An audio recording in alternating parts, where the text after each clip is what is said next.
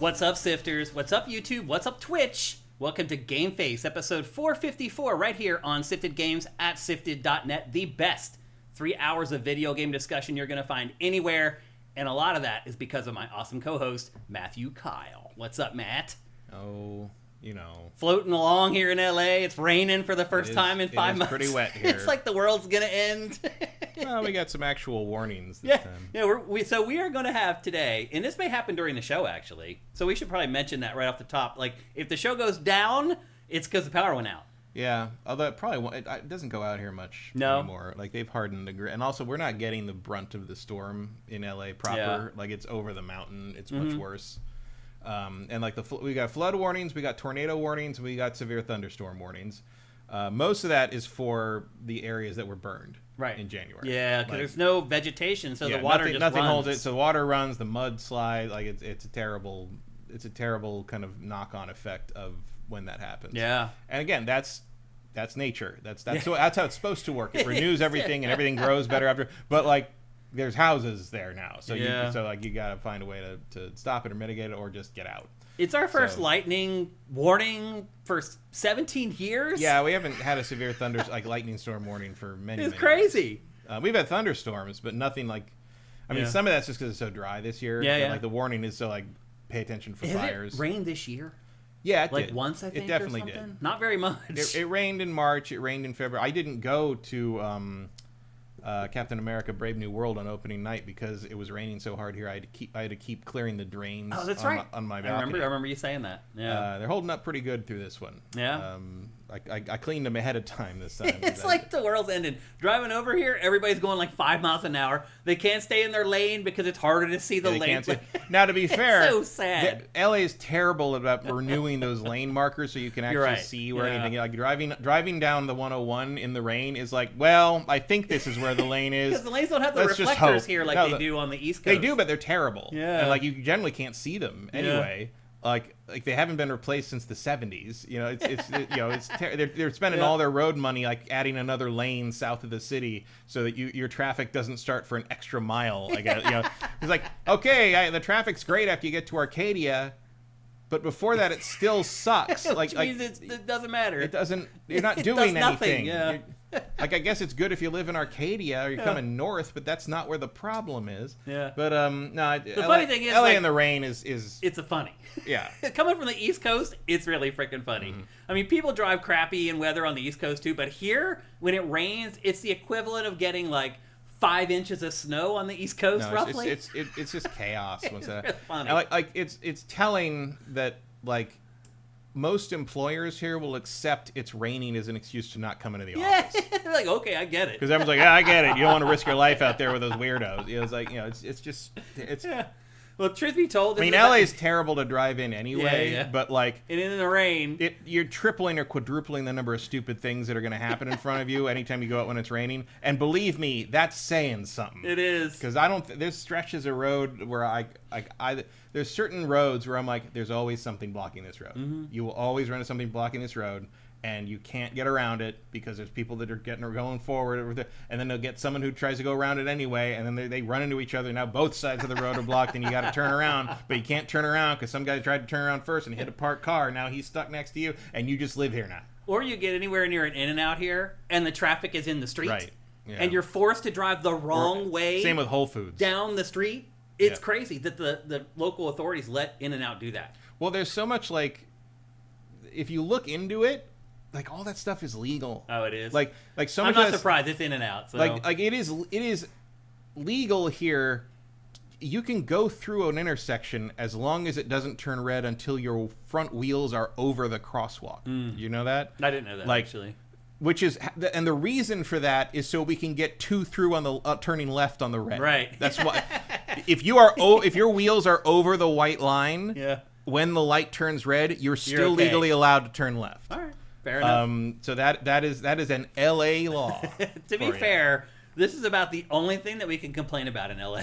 Otherwise, pretty much everything's gravy. So, but when it does rain, you definitely notice it. I mean, I wish our homeless policies were a little more robust. Yeah, but, yeah, for sure. I think that's true of pretty much everywhere. Yeah, and my mom lives in central Pennsylvania, and there's a homeless encampment behind the grocery store in her little town. Yeah, it's almost like everything's overpriced or something. Just everyone's poor and can't find a decent job. Welcome to GameFace 454 right here on SIFTD Games at SIFTD.net. Let's talk about $1,000 video game consoles. Seriously, and maybe more than that, as we'll get to a little bit later in the show. We are supported basically 100% at patreon.com/SIFTD. Head on over there. That's spelled SIFTD. For $5 a month, you get all our content early. If you don't have any money, help us out with Twitch Prime. If you're watching on YouTube, go down below to learn how to connect your accounts. Once your accounts are connected, it literally takes 3 seconds to give us $2.50 for free every month. Again, if you're watching on YouTube, watch that down below. Also, if you're watching this show right now, give it a like, make a comment, share it. All that stuff helps us out. We'd appreciate it very, very much. Let's see what else we got for housekeeping before we get going here. Reviews came out for Pokemon Legends. I've learned the right way to say the name from the TV commercial. It's Pokemon Legends ZA. ZA. Yep. So the TV commercial, that's what they call it. So Za. Reviews came out for that today. Very odd. So every review says it's way better than Arceus in every way, and almost every review gives it a lower score than Arceus. It's sitting at like an 8.0. I think Arceus was just like such a breath of fresh air after all those years of slogging through the same Pokemon all the time. And now it's like, okay, well, we saw what that could be. I think Retro RPG had a pretty good take on it, where they're like, this isn't the refinement of this that we were talking about in our review of Arceus, but it is closer. Yeah. And it feels like, I don't know, like it's okay, like interesting, sure. As a game that was on my fantasy team, I am very disappointed. I mean, it did okay. If they came out and said it was the same or it was worse or they tried different stuff and it didn't work, I'd be like, okay, I get it. It seems mostly people are disappointed in the setting. Yeah, but that it doesn't change, that it's just in the same place. You're in the city the whole time. That never was something I really enjoyed about Pokemon games, was that they go to other towns or anything, but I guess not other people towns, did. but like I guess environments, it makes it easier to like figure out where things will be, and like Pokemon are in their natural territories and stuff, and it kind of makes more sense. Yeah, it's all urban, I guess. It's also a little hard to get excited about this after that leak this week, because some of the stuff they're working on sounds pretty cool. Yep, and we'll get into that in our Lightning Round News Roundup as well. That is one of the topics for this week. But yeah, I was a little disappointed. I thought it might come in like 8.5, something like that. Looks like it's going to be maybe like a high 7 or something. Yeah, it feels like it's going to land around 78. Yeah, the other part about it that I noticed mean, you've got a couple of other big hitters from the other lower in your draft that are still pretty good. Yeah. But also it means that I still have a shot. Yeah, of course you do. The other thing I noticed too is it seemed like all the European outlets, so I went and looked at the scores, all the US outlets were like 8.5 to 10, and then all the European outlets were like 7 or lower.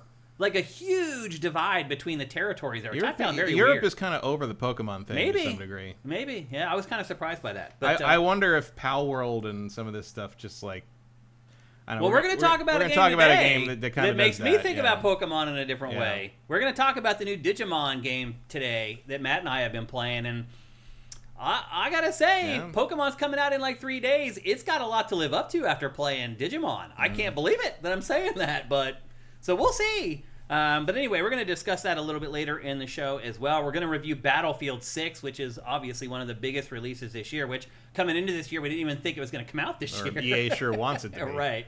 It seems like it is. I mean, based upon the data we have for it so far, it seems like it's doing pretty well.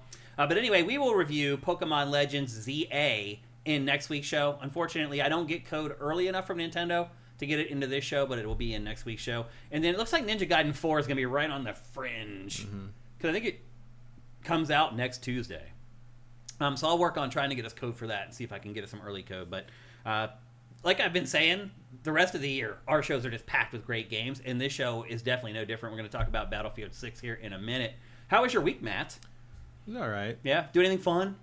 No. Saw Tron Ares. Oh, so that was definitely not fun, I guess. I didn't hate it. Like, it was okay. Like I probably liked it a little better than Legacy, but I don't like Legacy very much. Yeah, I think Legacy Legacy's fine as its own thing, but it's a terrible Tron sequel.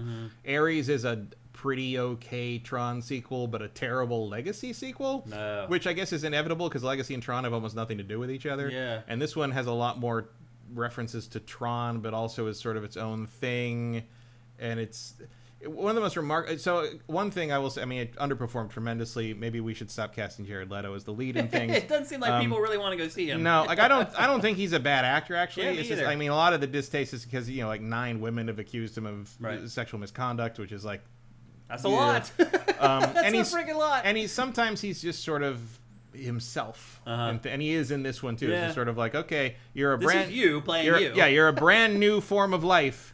But make sure you don't emote at all for like half the movie. The movie also doesn't know who its main character is for like 40 minutes, so it just decides not to have one. Like 40 minutes into this movie, I'm like, I don't know anything about any of these people. Like, I don't know who I'm supposed to be identifying with. Right. And I guess you're supposed to identify with Leto's character because he's like the AI becoming sentient and realizing that the world and humans are worthwhile and he shouldn't just be a military program. It's also very funny to me that he's supposed to be like the front man, basically, for this thing where they can digitize digital things into the real world, and they're trying to sell that to the military as like a military operation, like assets, like tanks and stuff. And he's like the ultimate soldier, and I'm like, so you're trying to sell the Joint Chiefs of Staff on the ultimate soldier, and he looks like Jared Leto? He's got the cheekbones and the long flowing rock dude hair. Like, that's not, I mean, you bring out John Cena in a Tron suit for that, right? Like, you wouldn't, that's not who you're going to appeal to these dudes with. Like, very silly. But like, it bombed. Bombed hard. 30 so million. Did The Rock's new movie. I saw it made like $8 million in its opening weekend. People don't come out to the movies unless it's something they really know they want to see. Yeah. And I don't think any of them. Minecraft. I mean, they really wanted to see that. They did. Like, really The Rock's movie will probably be in the Oscar conversation because it's him and it's that movie and the other the Timothée Chalamet one coming out, whose name I can't remember. I have a buddy who worked on the documentary The Smashing Machine. Right, but the Smashing Machine and the Chalamet movie are directed by 2 brothers who used to direct stuff together. I can't remember what they used to do. I'm not a huge fan of them, but there's conversation that those 2 movies might be the best picture contenders, which would be the first time 2 brothers were ever nominated for best director, and that's so cool. So it's kind of like a family showdown thing. But I think One Battle After Another is going to be I still haven't seen that yet. I'm going to see it. I haven't seen it yet. I'm trying to get to it before it leaves theaters.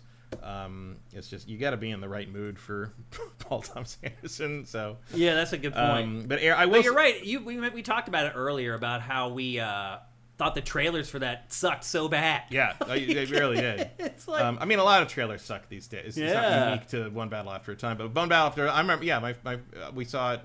One of the trailers like a couple weeks ago, and everyone I was with just all went ugh at the same time because you don't want to watch that trailer. I mean, I'm getting to that point with the Running Man trailer too. I love Glenn Powell. I think he's cool, but like, man, sometimes you just get to this point where I'm like, can that movie just come out so I never need to see this trailer again? But there's that one guy that's doing all the voice work for every trailer. Well, because the other guys all died. He's like, he does like every freaking trailer now. Like, he used to just do horror movies. Now he does them all. Like, the one thing I will say about Tron Ares is the visuals are incredible. Like, the presentation's incredible. The visuals are incredible. I've seen the trailers. It looks the 3D awesome, is pristine. There are shots in that movie I cannot imagine in 2D. Yeah. Like, they're so designed for 3D. Like, and you're like, how would you even tell what's happening if it wasn't in 3D? Yeah. And the Nine Inch Nails soundtrack is phenomenal. The one thing I will say about all the Tron movies, and I just rewatched the other 2 a couple weeks ago. All 3 of them have banger soundtracks that are groundbreaking and by one of the great music pioneers of their era. Going back, and obviously everyone knows Daft Punk and Nine Inch Nails, but the first one's by Wendy Carlos, who was she co-invented the Moog synthesizer. Yeah. She was a huge electronic pioneer, one of the first open trans women in anything. Yeah. Really, she's fantastic. She's a legend. That soundtrack is amazing. Yeah, it to is. This day. It really and the final shot of that movie is one of my favorites of all time. But I will say, if you think Tron Ares looks cool, I don't mean that you think it looks like a good movie. If you think that the visuals look cool at all, go find yourself a 3D IMAX and see it in 3D IMAX because it's worth it. I didn't like the story very much, but the whole time I was sitting like, God, I'm glad I'm seeing this in 3D IMAX. I'm glad I saw this in this format because it's probably the best, most pristine 3D I've ever seen outside. Better than Avatar. No, I was gonna say outside of an Avatar movie. Okay.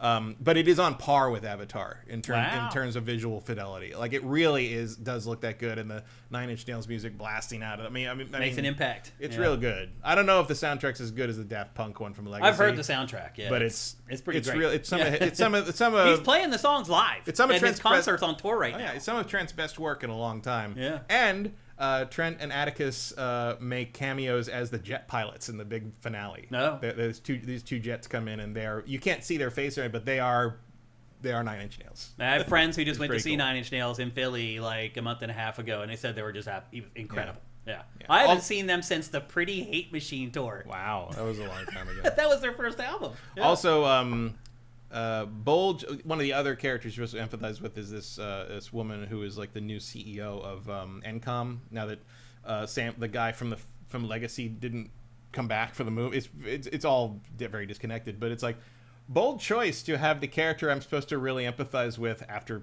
2/3 of the movie be a mega corporate CEO in 2025. Like that's read the room. Yeah.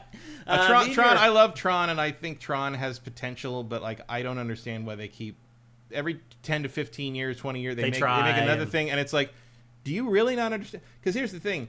There's almost no reference to video games in that movie, and no one seems to remember the two things. Is like Tron is fantasy, it's sword and sorcery once you get in the grid, and it's based on the concept of Tron is what if the video games are real behind the screen, and it's like, okay, like this is like, oh, but like this AI rises and realizes it becomes self-aware and like wants to be himself, but it's like, why does that happen on isolated corporate servers and not like, because one of the it's just a sci-fi IP at this point. But one of the plot points is that they're launching Space Paranoids online. Like there's almost an E3 style like reveal event that happens in this movie, and it's like, why doesn't the AI rise in the online game? Right. Why doesn't all these players start to realize that this is happening in this, and then we have to deal with the fact that we've created like basically another world that is enslaved to ours for our entertainment to do like these horrible gladiatorial things, because behind the screen these that was the concept of the they're original. dying like in slave pits basically as gladiators for our entertainment in these video games. Why not make that the moral question of, yes, this is a third world like mining rare minerals to make our phones metaphor, like why not like go that way with it, whereas instead this movie is actually kind of pro AI in a very disturbing way. Also, Gillian Anderson has nothing to do in this movie, and I don't understand why she's in it, because you don't let her do anything.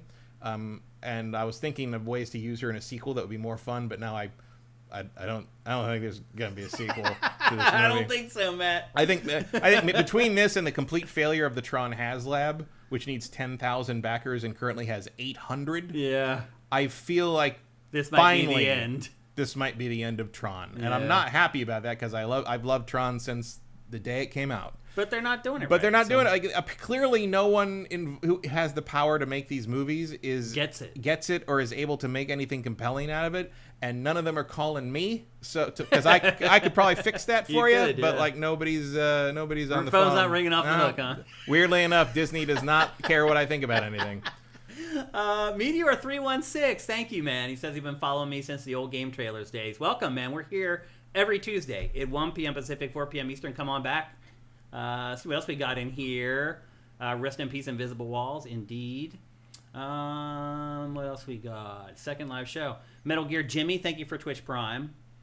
JM Rain says, I just saw Nine Inch Nails in Minneapolis, and they were incredible. Yeah, my friends went to see him, and they literally walked out of the show and started texting our text thread as they walked out of the show. And that never happens. Like, my friends and I, we go to shows all the time. That never happens. And I was like, okay, if that's happening, maybe I need to start looking for tickets in LA. And I actually have been doing that. So I may actually go see Nine Inch Nails here in the very near future. And hi at 4PL, whatever that means.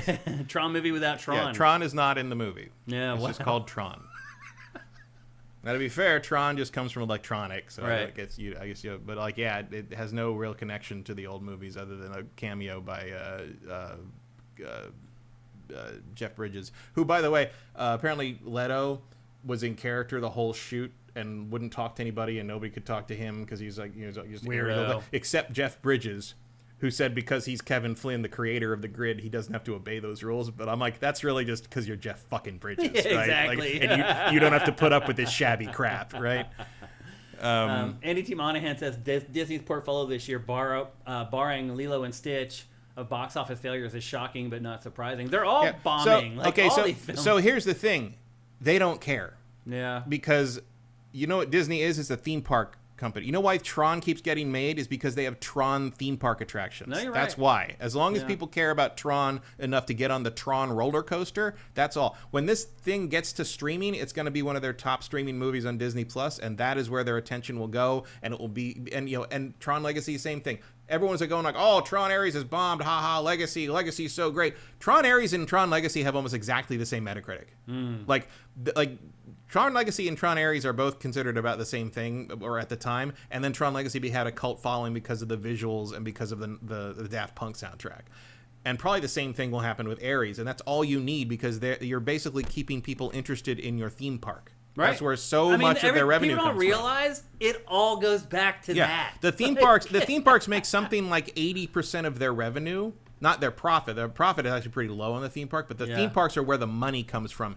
The entertainment wing of Disney is basically marketing for the theme parks. Yeah, that's all it is. That's People why they don't got get that. Star Wars when they bought Star Wars, and they instantly started making a Star Wars land. That's because that's what they want you to do. Yeah. They want you to watch the movie or the show or whatever, whether you like the movie or whatever. And then go They spend still want you to go get on the fucking Disney. Falcon. Yeah, Like that's the absolutely. whole point. Yep. Register subscribe for Easy Allies. My first SIFTD stream. Welcome.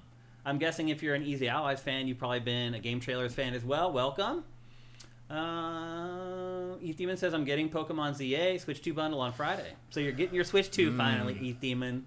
Congratulations. Let's see what else we got here. Cinetype, thank you for Twitch Prime. Did you see that Mario Kart 8 has started to outsell World again? Yeah, I mean, I saw that like a few weeks ago. Yeah. I mean, I guess because there's way more Switches. Yeah, the install base just But you're isn't like, big who enough on doesn't Switch have 2. that other than me? Well, I think the attach rate to Switch 2 was like 88% for Mario Kart World. I mean, that makes sense. That's what else are you insane. getting? I mean, for not being a pack-in, I guess it was kind of a pack-in. For Yeah, well, some I mean, I people. got it as a pack. Even though you had to pay a little extra for it. Yeah, but it was less than buying it separate. That's true. That's the only reason I got it. Yep. Eth Demon says, just copy New York City and add congestion pricing. That's the thing, though. Like, nothing costs money to drive here. There aren't tolls. The highways are free. The bridges are free. Like, you don't pay tolls to drive around in LA. The toll that you pay is in your time. Yeah, you pay in lifespan. You pay in your lifespan. Rock and Roll 458, thank you for Twitch Prime. People, Ace Coasters are like, why don't you just put toll? I'm like, because that actually would be an insurrection. A nightmare. That would be. That's one of the only things that Los Angelinos would actually rise up and slay over. You're right. You try to charge them to use the 101. Yep. JM Rain 99. Thank you for gifting tier 1 subs to our audience again, man. You are so awesome. Thank you. You're so generous. That's awesome. And thank you, Andy T. Monahan, for subscribing. 66 months. That's incredible. I don't know what else I can say at this point. AJ says, I'm enjoying the rain so far. We don't get it very often, so you got it's great if you don't have to go anywhere. Yeah. Glottis21, thank you for Twitch Prime. One Super Master Gamer, thank you. David Nordic, thank you. See what else we got here. Don Lionheart, thanks. And I think that might be it. Eric Carmena, let's go Steelers. Say Ron gonna have. I can't even. I mean, it's just the thing is that the AFC is so terrible. There is not a single really great team in the AFC. The Steelers might make the Super Bowl as a bad team. That's how bad the AFC is, but it's better than losing, I guess. Draylox, thank you for Twitch Prime. Talika 1981, thank you. Mighty Pony Girl says the word Tron should have every Gen Xer throwing money at us because of nostalgia. Yeah, I understand that. It doesn't. But it doesn't. Mike's Q, thank you for Twitch Prime. You're jumping back and forth between YouTube and Twitch today, I see. The other thing is, like, I love Tron. I mean, I grew up watching Tron on cable, but, like, I'm not going to try to defend the original Tron as a great movie. Right, yeah, you know? of course not, yeah. It was of the time.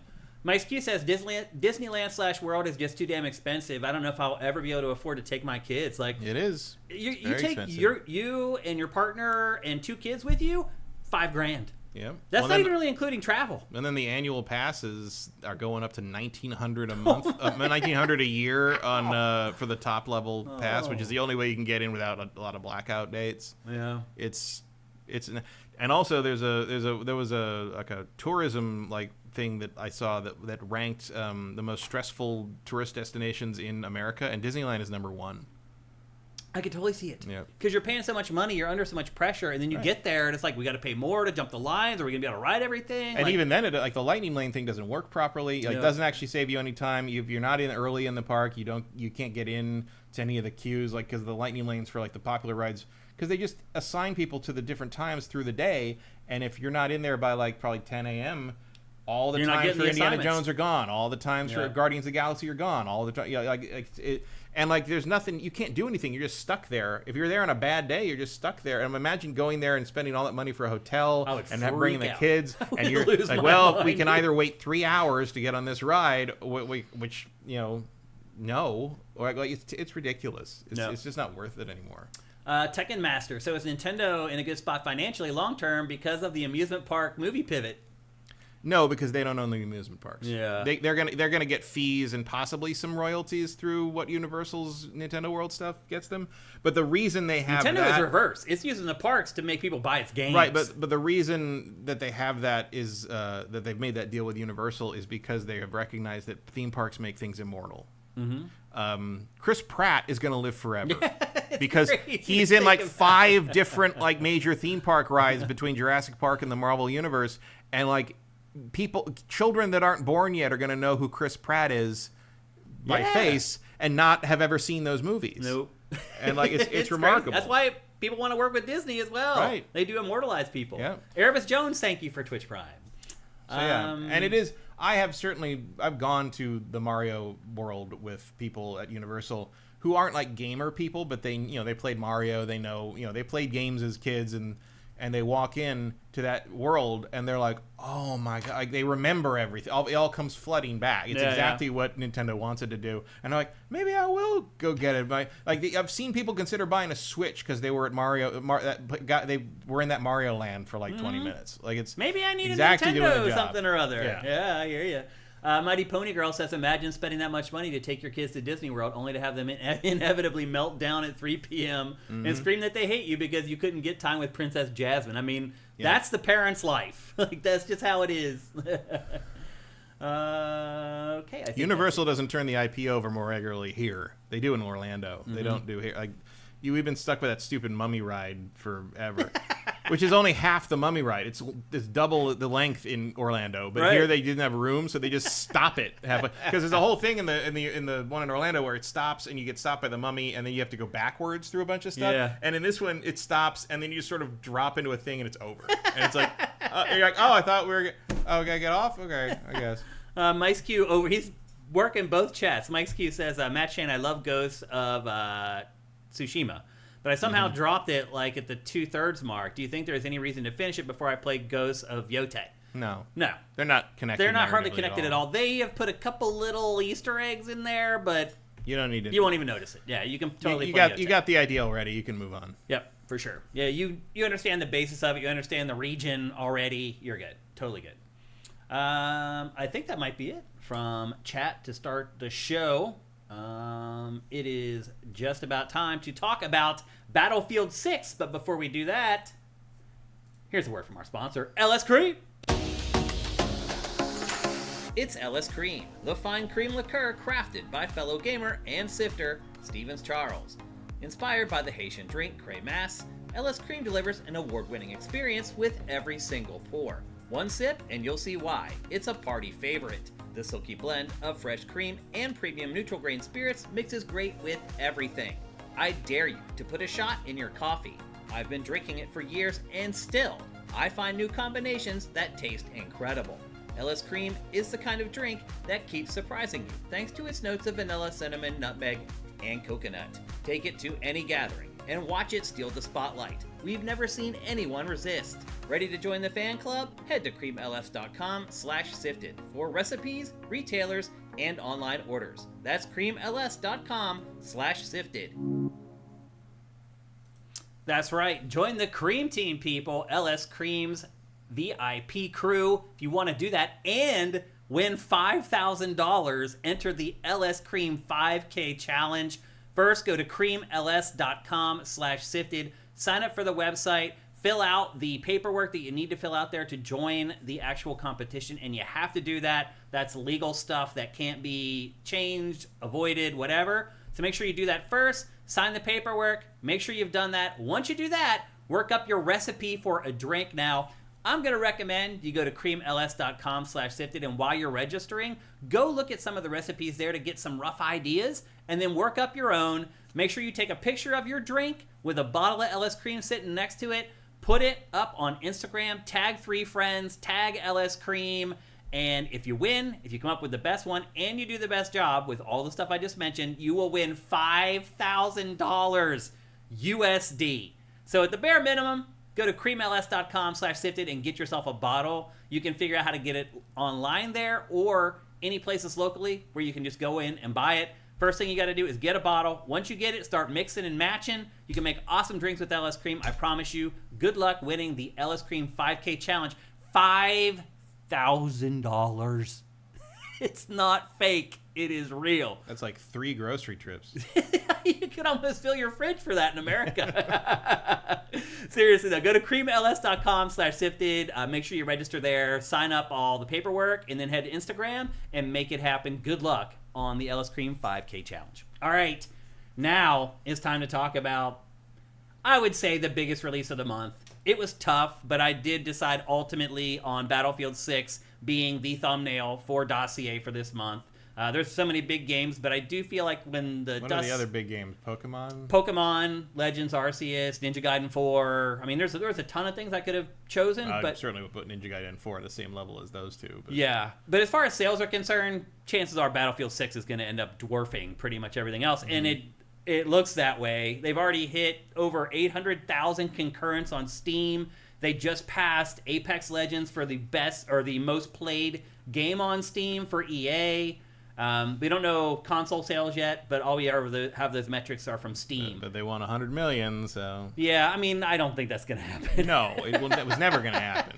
They're going to have not. to be happy with just like a recovery from 2042. Yeah, seriously. I mean, they're lucky that this has happened, considering how terrible 2042 was. Like, I'm surprised that so many people are willing to give them another chance on this. Seriously. Because, again, this is like, what, the 3rd chance for Battlefield? Like Pretty much. They've started over a couple of times at this point. This isn't the first time they've been like, we're going back to the drawing board. And so that's what they've said they've done here. I guess the first thing I would say about Battlefield 6 is if you've been playing Battlefield all along, you're probably like, what are you talking about? Mm-hmm. I mean, I played every Battlefield, and I'm like, what are you talking about? I feel like we just kind of went back to like Battlefield 3. Yeah. Which, okay, like if you haven't been playing all this time, that's great because you haven't played a great Battlefield probably, and now you're getting at least a really good one. So let's start talking about Battlefield 6. Matt, you played it, I'm assuming. Yeah. Did you finish the campaign? I didn't finish it. How far did you get before you gave up? About halfway, I think. Oh, wow. Okay. I assume it's like 4 hours. Like, how long is it? It took me, I didn't count, but probably about 4.5, 5 hours to finish it. Maybe I'm more than halfway then. Yeah. It is, I mean, I guess if you played a lot of Call of Duty campaigns, at first blush, this seems just like a Call of Duty campaign. Yeah. You're jumping around the world, all these different locations. You're playing with 4 different squad members for the most part. You're always the leader, Murph, it seems like. Every once in a while, they'll let you play a sniper. No, you switch in every major mission. Really? I thought it was like... You start as Murph, you switch to Gecko, the sniper, then you switch to Murph again, and then after that, the one after that, you switch to the bearded guy. It felt like you got one mission with each of the other characters, and the rest were all Murph. I think Murph is the main character, but you play the others... You play. I mean, it's not that long. Yeah. I think Murph probably gets like 2 more missions than the other guys. Yeah. If you don't count the prologue, which is this. Yeah. So let's talk about the plot in this.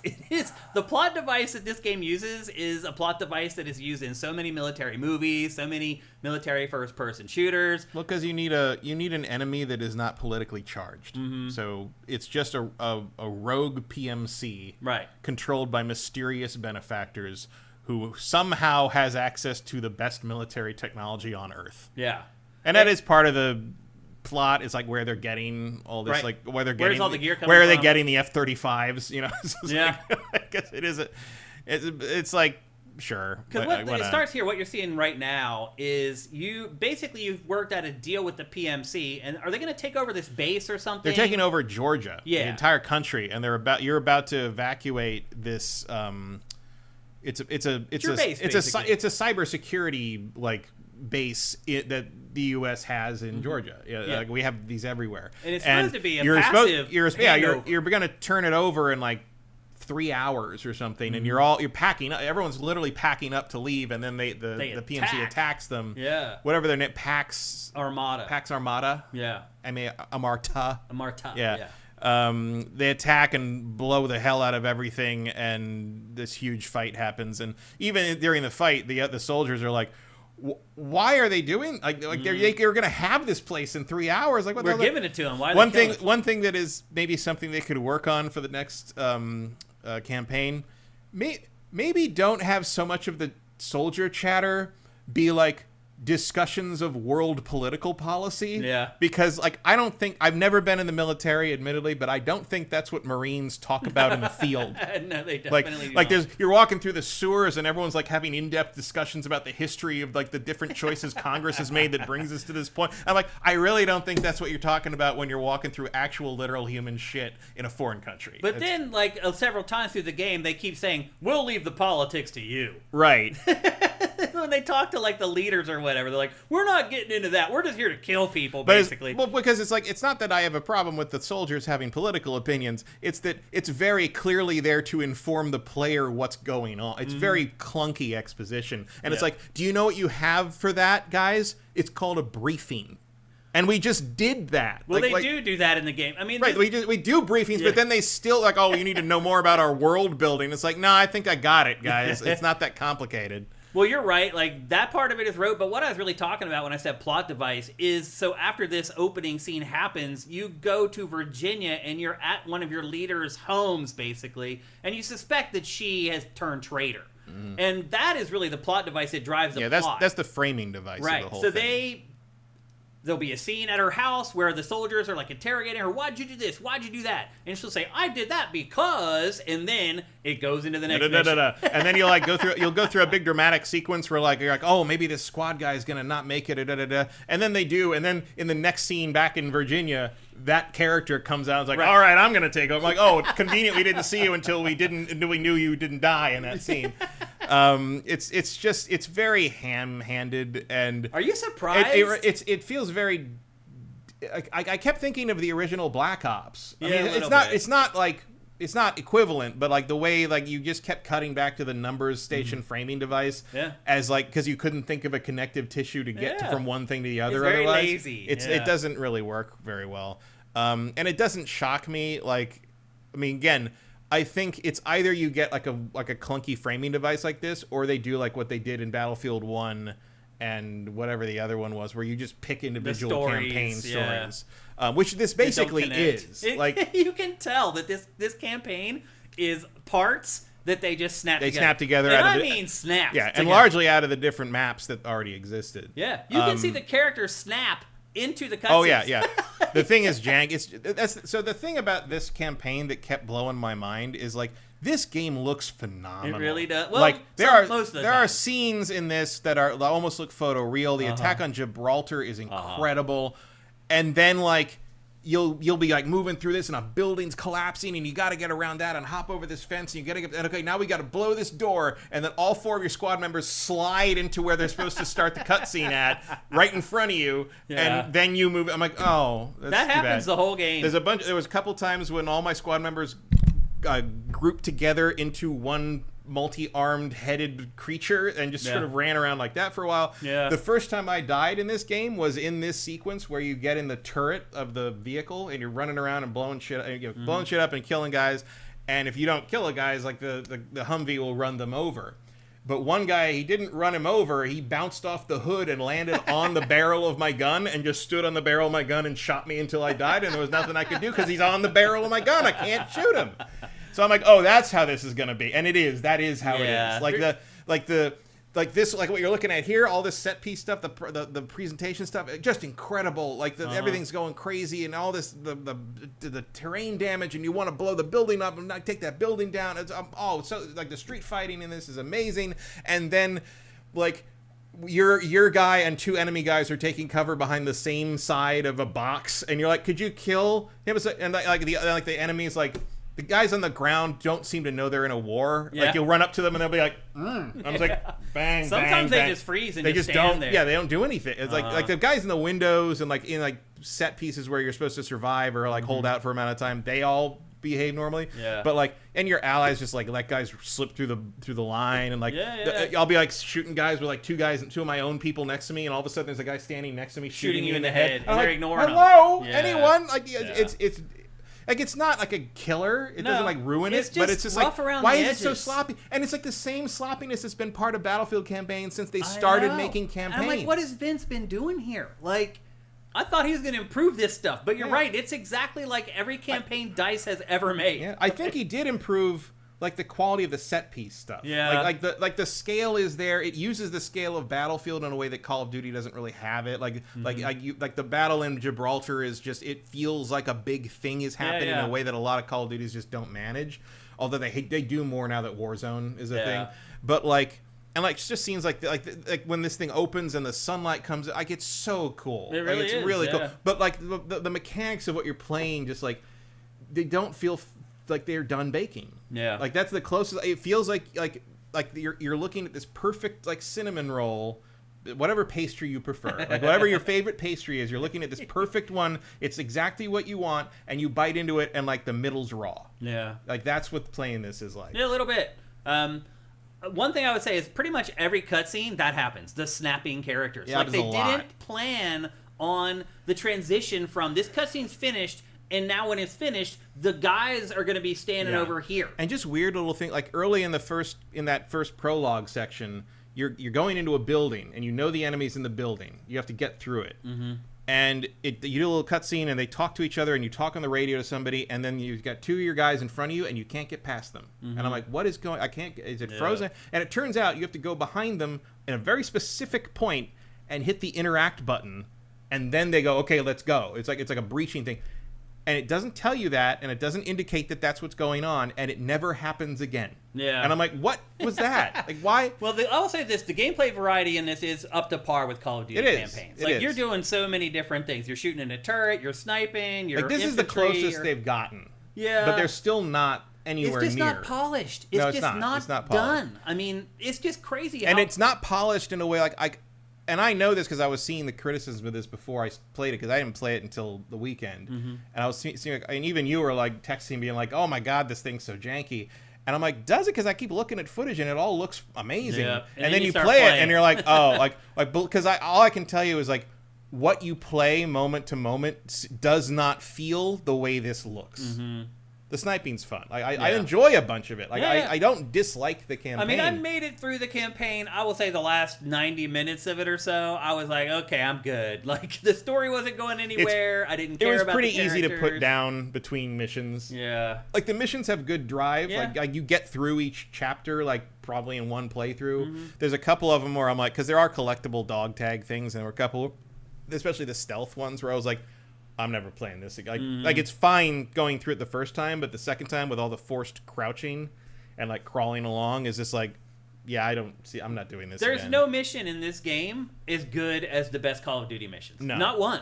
There's not, and I'm just like, even the second best Call of Duty mission. Like certainly there's no all gillied up in this. No. But there's also this is coming from the same mind, really. But how much can you do? I mean, I don't know how much of that was Vince. Right. I mean, there's no way to know. Yeah, Vince was managing the whole thing, but like I think the team had a lot to do with that. You think he would know what's good and what's bad? Because remember, all gillied up is from that one dude. Right. I can't remember his name, but McKellen.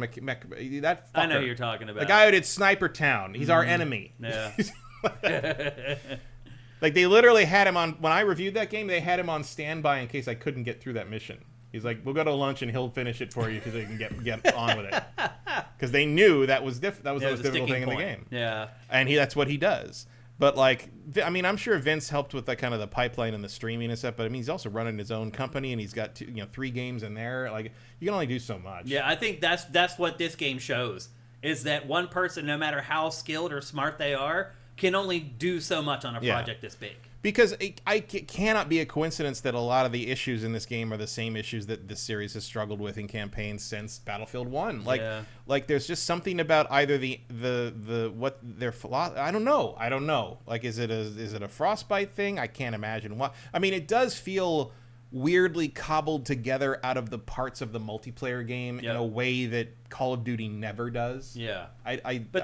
This campaign does kind of prepare you to play multiplayer. It does teach you some stuff. You get to pilot a good number of the vehicles, and you get to use a good number of the weapons. It helps in getting especially ready. the tools and the gadgets. Like it gets you familiar with those. And how those work, and what they're used for, and what they're not used for. And that definitely helps with multiplayer a ton.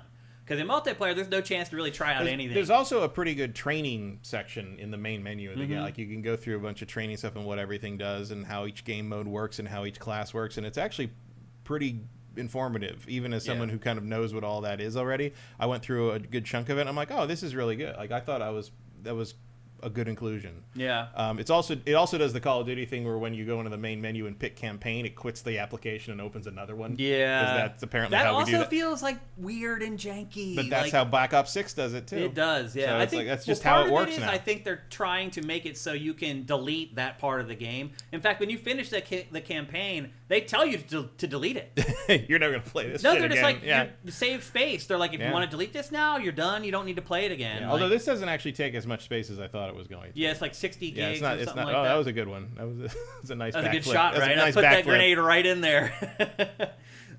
So I was entertained by the campaign. Again, the last hour and a half of it, I was like, I'm kind of over it at that point, but it held my attention up to that point. And then 4.5 hours, 5 hours. It was like a decent Netflix action picture. Yeah. It was but Call of Duty at its best is like a Spielberg war movie. Right. You know, like it's just there's a level of quality that is simply not matched here. And I'm not saying current Call of Duty does that. I'm just saying, well, they definitely don't cut corners. Like their campaigns are polished. Yeah. They are. There's no bugs. There's no goofy cinematic crap where characters are snapping in and out of place. Like, you could just tell that it wasn't quite done. And that's why I was surprised when they were like, it's coming out in October. I'm like, really? Mm-hmm. That's really going to come out in October? Now, I don't think anything less than a delay to March would have fixed most of this. Yeah. It feels inherently it would have pushed it to next quarter, for sure. You would have had, it's just polish. It just requires time. And I'm sure it will get that polish over time. Yeah. It's they didn't give up on 2042, so no. And there's a lot less. We probably should have. There's a lot less work to do here. Yeah. In comparison to that. For sure. This is leaps and bounds better. Yeah. But I guess what I would say before we move on to talk about multiplayer is, if you're not interested in playing multiplayer, this campaign is not worth the money. No, this is absolutely not a reason to buy it anyway. No, not at all. No. Not at all. Go watch somebody else play it on YouTube or whatever. This is a nice little bonus mode. Pretty much. With the multiplayer. And to be fair, the game does cost $70, so you might expect maybe a little bit more from the single player, but let's be honest. It's $70. If you get into the multiplayer, you're going to get your money's worth. Yeah, Battlefield has always been a multiplayer first series. Yeah. And this is no different. Yeah, at first they didn't even have single player campaigns. Yeah. So, yeah, it makes sense that they've kind of kept the pedigree. They had campaigns, but they were literally just play all these maps against bots in a row. Pretty much. That was it. There was no story. There was no... Yeah. It was World War II. It was 1942. It was just like, here, play them in chronological order and...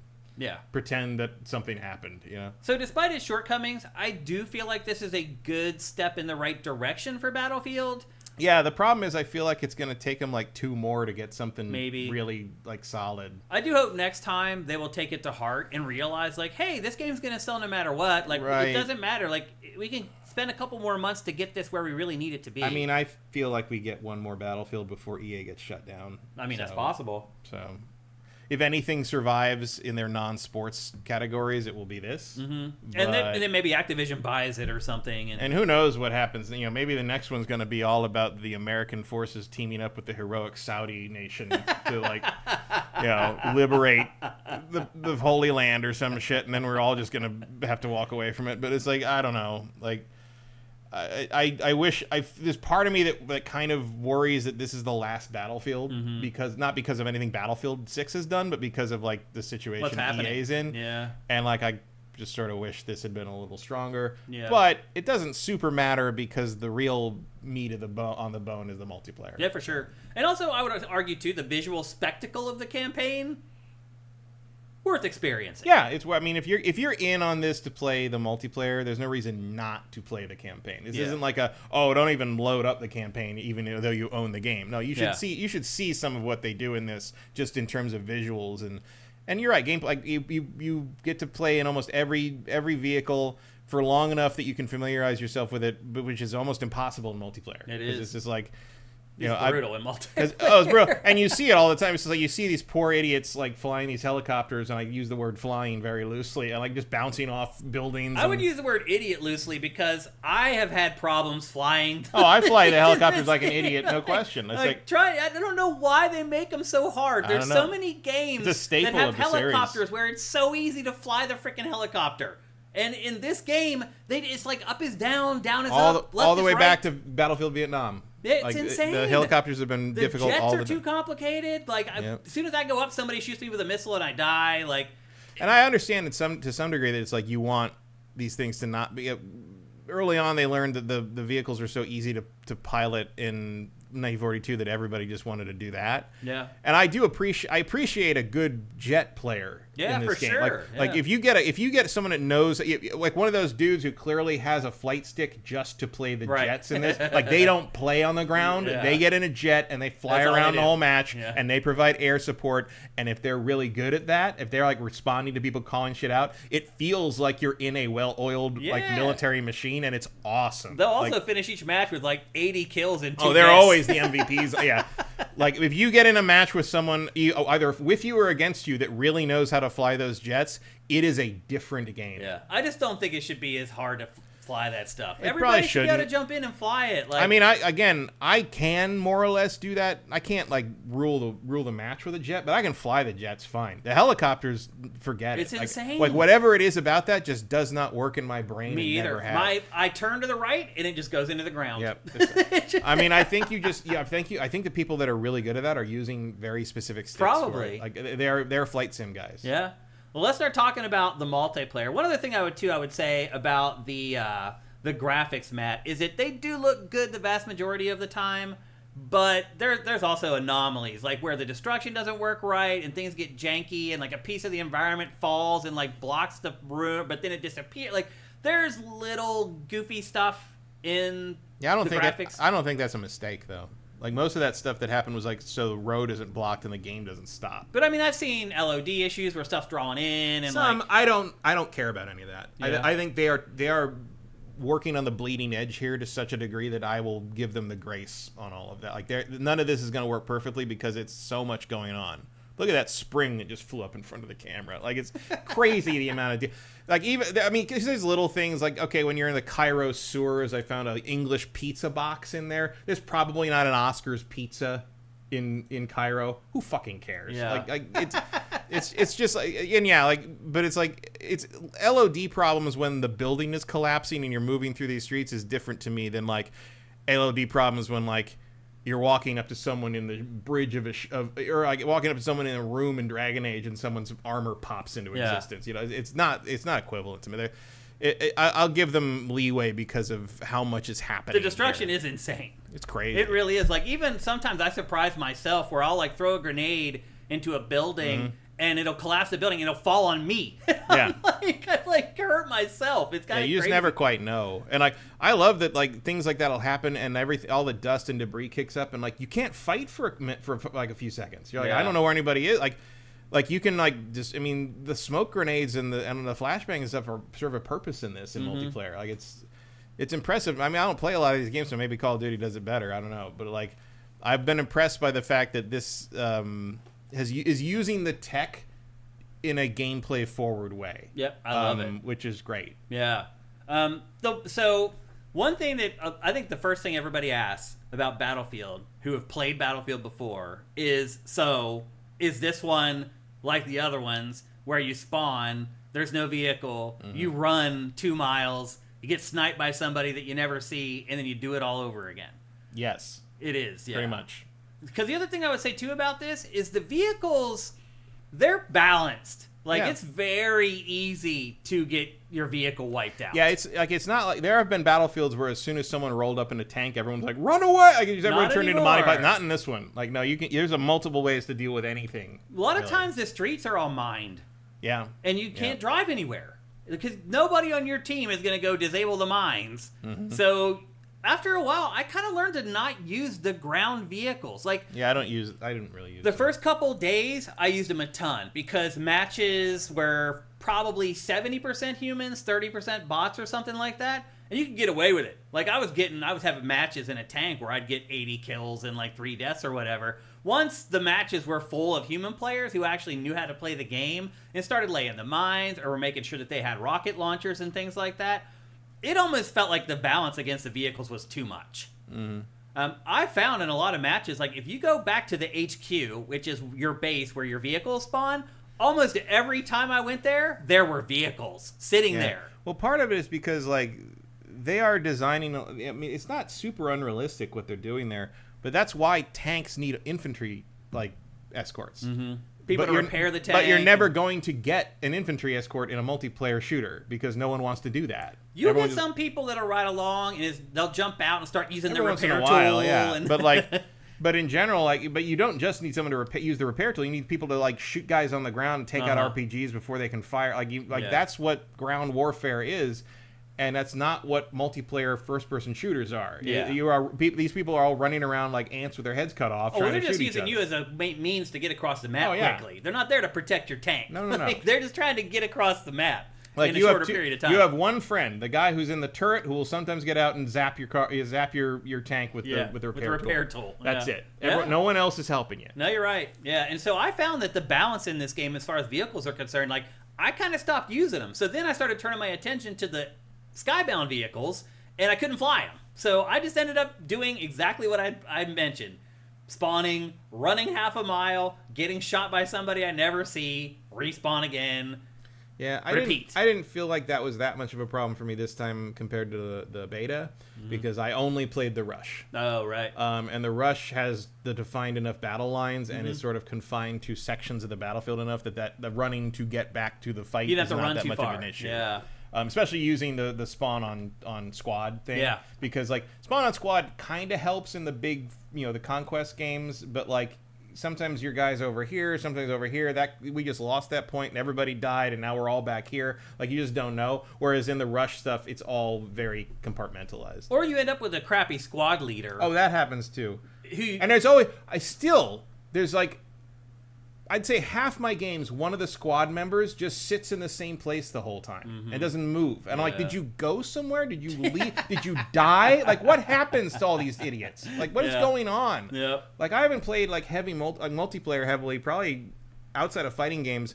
This is probably the most multiplayer I've played in a game in like 2 years. Yeah. And like, it's all the same bullshit. Yeah. It's just all the same bullshit. Like, why would I don't understand why I'd subject myself to this shit. Like, it's so annoying. This is the same as it's been since Battlefield 3. Yeah, absolutely. It really is. It's the same. I can't think of And, like, anything. once the nostalgia rush of that wears off, it's just like, yeah, this pissed me off then, too. Yeah.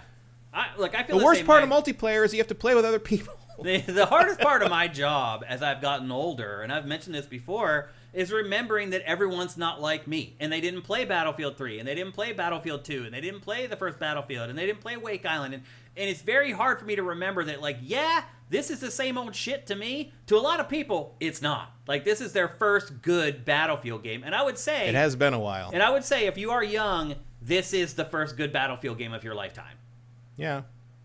And what was the last one? The last good one was probably Battlefield 3. Was Bad Company 2 before or after that? Yeah, before that. Yeah. It was before that? Yeah. Yeah, Bad Company was before 3. Was I think it? so. Yeah, I think it was between 2 and 3. I thought it was. Am I wrong? I feel like... No, I think... But to your point, Battlefield 3 was Bad first. Company is also a good one. Oh, Bad Company 2 is my pick for the best one outside of 1942's demo. Mm-hmm. Like the best Battlefield thing was the Wake Island demo for the first one. Like nothing will ever top that. Yeah. But beyond that, Bad Company 2 was my favorite, in part because I'm a big fan of the Gold Rush mode. It also had the destruction. It had the destruction. It had a good campaign. It had it had fun writing. I don't know if it had good writing, but it had fun writing. Yeah. Which is sometimes just as good as good writing. Looking at you, Marvel. But I think 3 was first because that was the thing where they made the big deal about the campaign. Mm-hmm. And then Bad Company had campaigns and they were actually good. I think you're right. You're right. I think they did make a big deal about 3 having the campaign. Yeah, and like then it was like, oh no, like the main thing I remember about 3's campaign is that Robert says BC2 was before Battlefield 3. Yeah. Was it before? Wow, that's what surprising. happened? What happened? Because like Battlefield, Bad Company didn't do anything as stupid as sticking you in that that fucking F-18. You remember that F-18 mission where you couldn't skip the takeoff from the carrier and it took like 7 minutes, and you're like, what is going on? Like, why can't I? Because they wanted you to replay this shit to get like the secret achievements and stuff, and I'm like, this mission's 15 minutes long because it's just a rail shooter and there's nothing I can do to speed it up. This sucks. Yeah. And if you fuck it up, you got to do it again. Yep. And the whole that's the only thing I remember about the campaign from 3. So whereas I remember the big building falling down on you. That's what I remember. They use that scene in every trailer. You're laying there and the big building's about to fall on you. They showed that so many times. Let's talk about a couple of the average modes reptilian. here. That's a great name. So there's like 10 modes in this, but they, other than like Rush, they all kind of feel the same. Mm-hmm. It's like go to a point, capture the point, hold the point. And the different permutations and combinations of modes are how many points there are, whether they are static or they move around.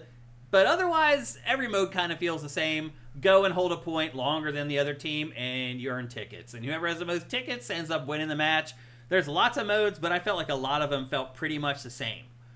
Like reading, I could read through all these modes, and all of them are like fight over objectives in phases, building momentum to either push the enemy back or retreat. It's like that's every freaking mode in the game. Like, and the thing is you can go in and sort out the modes that you want. You can choose, like, for me, I was like, I just want to play Domination, Conquest, and TDM. And you can do that, but if you start getting to where there's just 1 or 2 modes, it breaks. Like, it can't just search for Team Deathmatch. I just checked this last night to make sure it still wasn't working. It's still not working. So eventually you'll be able to choose exactly what you want to play, but right now it's kind of broken. And again, there are like 8 or 9 modes, but most of them play predominantly the same. There are 9 maps in this, and they repurpose a lot of them. They'll make a shorter variant for one mode, they'll make a bigger variant for one of the other modes, but you do over time kind of learn all these locations. Mm-hmm. And it does help across all the modes that you'll play. I haven't recognized some of the locations in the campaign. Yeah. Well, yeah, they definitely grabbed some environments from the multiplayer and put them into the campaign. They Legoed some of that together. They definitely did. So the maps, I feel like they're fine. Can you think of any that really stood out for you? There's no naval combat yet in multiplayer. We should mention that. I like the one. What is the one with like? It's like a city and there's like bridges. Isn't it like, was there like a canal somewhere? Am I making that up? I don't remember that one actually. I don't know. No. There's none that the Rush stuff like funnels you through them, so I didn't really experience them the same way. Yeah. But from my playing the beta, there's nothing that I remember the city one where like everybody always ends up in that one building. Yeah. And fighting each other until the building falls down under us. Like that's a pretty good one. That's about it. Yeah, I do remember that one. The one thing I would say too about this is there is verticality in this multiplayer. Oh yeah, that is nice. So I was talking about how I just played the Black Ops 7 beta, and people really don't look up. Yeah, it's remarkable. And they give you a double jump in that game, but none of the maps really need it because they don't have verticality in them. This does. Mm-hmm. This has, you can go up in buildings up to like the 7th floor or whatever and start sniping people down on the ground. So the based upon what I played of Black Ops 7 and what I played of this, the maps in this definitely have a wider variety and I think allow for more strategy as well. And you need that when you're having 64 people on a freaking battlefield. Mm-hmm. You got to make sure there's something compelling for everybody to do. But this is what I love, Matt, about this, Matt, how everything just is emergent. Like somebody took down a tree, the tree fell down on my tank, and now the tank can't move. Like stuff like that just happens in this game like all the time. I saw a guy somebody blew the tank up with a mine and it flipped the tank over and it killed a guy behind the tank. Yeah, like, that's great. It's not great for him, but it's like, but it's cool. It's like realistic and like here's the other thing. One of the new mechanics is going in and dragging your dudes out and trying to like revive them. I think it's very much like kill confirmed in Call of Duty. So once you what I do is once I down somebody and I know there's other enemies around, I just wait. And inevitably, they're going to come and try to rescue that guy and drag that guy away, and then I get 2 kills for 1. It's just like kill confirmed. You kill somebody, it leaves a dog tag behind. You just sit and wait for somebody to come and pick up that dog tag, and you get that second kill free of charge. A lot of that happens in this game as well, obviously on a bigger scale. But Matt, let's talk about what it feels like to actually play this game. I'll just say right now that the movement and the shooting in this game, in my humble opinion, is inferior to Call of Duty. Again, having just played like 20 hours of the Black Ops 7 beta with its new movement options, where I wasn't a huge fan of the double jump and the wall jump, but still the running, the sliding, the omnidirectional movement, all of it is better in Call of Duty. This game, to me, feels sluggish and slow, and I feel like, maybe it's intentional, that you feel a little bit out of control sometimes when you're running and stuff like that. I don't know if that's supposed to replicate the human experience of when you're really running as hard as you can. You're kind of out of control a little bit. But that's how I feel in this game. I feel like I'm running and I can't be exact with where I want to go or cut corners exactly as tight as I want to. I still haven't mastered like the slide and shoot in this. Like I'm still crappy at it, even though I've played it for, I don't know, probably 20 hours. I've probably played multiplayer at this point. Going prone or kneeling and then going to a sprint takes forever. It's like the dude's like 80 years old. It's like, get off your knees and run. I think that's specifically to avoid dolphin diving. Maybe. But it makes it just feel clunky and slow. Yeah. I felt like the whole game, the gunplay felt clunky. I felt a lot of times, it felt like, you saw earlier in the B-roll, I had my reticle right on a guy's head with my sniper rifle, and it didn't hit him. I felt like that has happened a good bit in this. And I saw EA actually address that this morning, saying that they are aware that the hit detection in the game is goofy at times. So there's other moments, Matt. I had other moments. It feels like that would be one of the first things you'd want to get right. Yeah. I had other glitches, Matt, where I would be aiming down sights and the screen would go black and I would reappear 10 feet over. Did that ever happen to you? No. Just weird stuff like that. I mean, odds are I didn't play it long enough for things like that to happen. Right, because it is a time thing. Yeah. Like, it's just over time you start to discover stuff like that. Now, base-wise, like, I think the average person will probably play this and be like, what are you talking about, Shane? The guns feel fine. The guns do feel different. Like, every gun you fire does feel different. If you play with the DualSense where it has, like, the haptic feedback, every weapon really does fire differently. One thing I did, so I finally found a vibration thing I thought was cool. Yeah. At the end of one of the missions, I can't remember which one, but at the end of one of the missions in the campaign, as you fade out of it, it's not even actually the music that's played. The vibration on the controller is vibrating to the battlefield theme. Oh, nice. I didn't even notice that. it just as it fades out slowly. I'm like, oh, that was pretty cool. Yeah. Because actually, I didn't mention that from the campaign, but I hate the version of the Battlefield theme in this game. Oh, really? I'm a big fan of the Battlefield theme, but like I like this weird ass like broken electronic version of it that's in this one. I'm like, I can't even recognize that shit. Like it's you've gone too far and for too little. Let's just go back here a second, because what I'm going to talk about next is what the guns feel like. And the guns do feel different, but for me, the aiming in this game is so squirrely. And I do realize that they've turned off pretty much most of the aim assist or whatever, but I play shooters all the time that have the aim assist turned off. There were times in this game I could not hit the broadside of a barn. Coming into this room, in Call of Duty, both these dudes dead in like half a second. In this game, watch what happens. Oh, that was the wrong clip. That just happened, yeah. Here's where it is. But basically, I come into a room, and there's two guys just standing there looking the other way, walking, and I can't kill both of them before they get away. And I just felt like I was just out of control in this game a lot of times. Like, I just didn't feel like I had total control over where my reticle was going to go. Running and then stopping. For some reason, I always anticipated the reticle being higher than it is. I'm always, like, shooting over stuff for some reason. I didn't find that to be a big problem, but I found it to be a problem when I was playing as a sniper. Really? Like, I was always missing my headshots, and I'm pretty good at headshots with scoped things. And when I was playing both the sniper, both in multiplayer and in the campaign, I was sending bullets over guys' heads, and I'm like, how did that happen? And I don't know if I really did that, but like I do agree that the reticle isn't where I think it's gonna be when I snap. Yeah. And I don't know why I don't that either. is. I can't figure it out either. But it took me a long time. I don't have that problem with the assault rifles so much, but with the sniper rifles, I absolutely felt that. Yeah, it's strange. But I think generally most people who don't play shooters way more than they should, like I do, will probably pick this up and think that it feels fine. I mean, like I was playing this the way I play most shooters, where I'm just like, I don't expect to be any good at this. I'm just gonna do what I do. Just have fun. I'm just gonna run through and shoot guys when I can shoot them and fall over dead and not worry about it. It's not like the way I play fighting games, where I'm just like, I must learn the intricacies. And on this, I'm just like, fuck it, I'm not gonna be any good at this. I don't care. And it was nice to play Rush again. Did you play any other modes that you enjoyed, or did you just play Rush?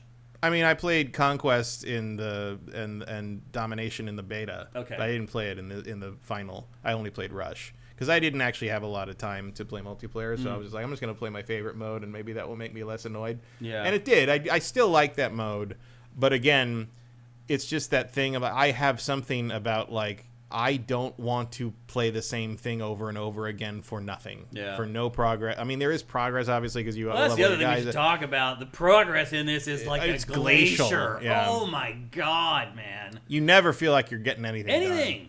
No. It's like I still have like, I think I have like 2 guns or something at this point that I've unlocked. Like, it's ridiculous how slow you unlock stuff. Even the attachments. It's like an old school mobile game that didn't want to give you anything for free. Seriously. Except I've already paid $70 for it. It's like I've used the same gun in multiplayer pretty much for like 20 hours at this point, Matt.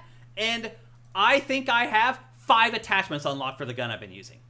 In Call of Duty, you get 5 attachments by level 5. like you sneezed, here's a gun. Here's another, seriously. Here's a handle to put on your gun. In this, it is glacial. Like, I couldn't believe it how slow the unlocks are in this. It's so bad that people have started setting up. So there's this thing in this called Portal where you can build your own matches and stuff. And they've been doing some really cool stuff in there. But because the unlocks are so slow, they have been building XP farms in Portal for people to play.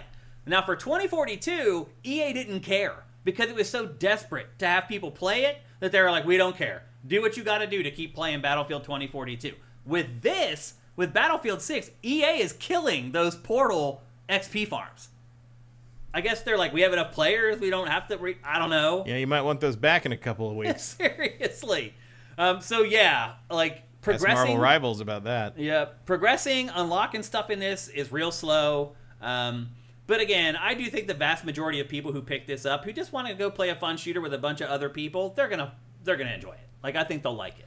For the most part. Like, I wouldn't pay $70. I mean, I did pay $70 for this, but I wouldn't pay $70 for this. You wouldn't tell somebody else to. Not who has the same attitude I do, where I'm like, I'm more interested in what the campaign had to offer, and I'm like, multiplayer is just sort of a thing I would play with a little bit and sort of be done with because I find it repetitive and tedious. And certainly the progression doesn't help. Like, the progression is a turn-off in a way that, like, is hard to fully embody. It's a big-time turn-off for me. Like, if I was, like, getting new things and opening new stuff and getting new ways to play the other classes more, like, regularly, I might be more inclined to sort of keep playing the Rush stuff at least. But it's just like, feels like I'm to the point that I was like, do you get less XP in Rush mode or something? I was like, am I doing it wrong? And I'm like, man. Yeah. But then I remember, I mean, the beta was like that too. So it just, it's just not really. I mean, I wouldn't pay $70 for this. Well, it was crazy. It was like when I was playing it, and I played it too long to refund it, so I'm stuck with it. But it's like, I'm not super thrilled that I'm stuck with this game for full price. Yeah. Well, it's like when I was playing it, like, when I first started playing, and there was like 70-80% humans, 20% bots or whatever, and I was getting all those kills with the tank. I finished with like 80 kills and 3 deaths. I'd get like one sight afterwards. It's like, what? Like, and I guess it's because I wasn't actually using the gun or whatever. I was using the tank. So, like, you know, it's giving me XP, but it wasn't towards my gun leveling up. Yeah, that's using vehicles heavily has always been sort of a detriment in that regard. In the series. Yeah, so you can't level up your weapons. But anyway, that's you're not leveling up your weapons, and the plane guys are like, "Fuck you, we don't care. I got a plane." Yeah, I will say I have found most of the people I've been playing with to be pretty cool. Like, people are reviving me pretty regularly. Yeah, like the revives are actually pretty. They happen. If they can happen, they'll happen. It's not like people in. I mean, I definitely see people run past me and they're like, "F you." Yeah, but like, your squad. I find that the squad people usually, except for the one guy who's sitting back at the base the whole match. Right. Like the other 2 guys are usually pretty responsive. Yeah. So, but again, that mechanic leaves you. If you go to rescue somebody, it feels like I get shot half the time when I'm reviving somebody, roughly. So towards the end there, I was like, I don't know if I'm going to revive people anymore because you get killed. Because they're doing what I was saying earlier. They're killing them, and they're waiting for somebody to show up to revive them. There's no Geneva Convention here. No, definitely not. But I think generally Battlefield 6 is mostly a well-crafted game. I would lean more in multiplayer than campaign. I think it's a very solid redemption song from the last one. If you've been waiting for a decent Battlefield game, here it is. Yeah. And there are people who have never got one. So if you're young and you've never owned a Battlefield game before, you're probably going to love this game. And you're watching this show for some reason. Right.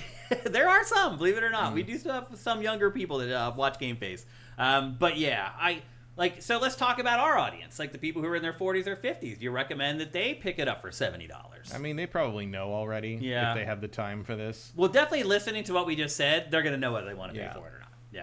Because you understand. Like, you played Battlefield 3, and you know whether you like Battlefield 3 or not, the multiplayer. The real appeal is, like, do you want to go back to the glory days a little bit? Go back to when you really loved Battlefield and remember that for a while? Just be aware that, like, that's only going to last so many matches. It does wear out very fast. Yeah. Because I mean, within a few hours, I was like, here I am doing the same thing I've been doing for the last 20-some years. Yeah. Seriously, though. It's like... Because it really can't be emphasized how much of the appeal of Battlefield is that at the time, nobody else was doing Could do it. There was nothing else like Battlefield 1942 in existence at the time. And there's still, I mean, the environmental destruction in this, like, still, really no one's really doing that. Like, and that adds to the gameplay. It adds tremendously. Yep. And that is a good thing that the fact they doubled down on that for this one is smart. I agree. It's exactly where they need to go. Keep doing that direction. Yes, keep going that direction. Yep. Keep making me, like, finish a match and be like, God, this doesn't look like the place that we started in. Like...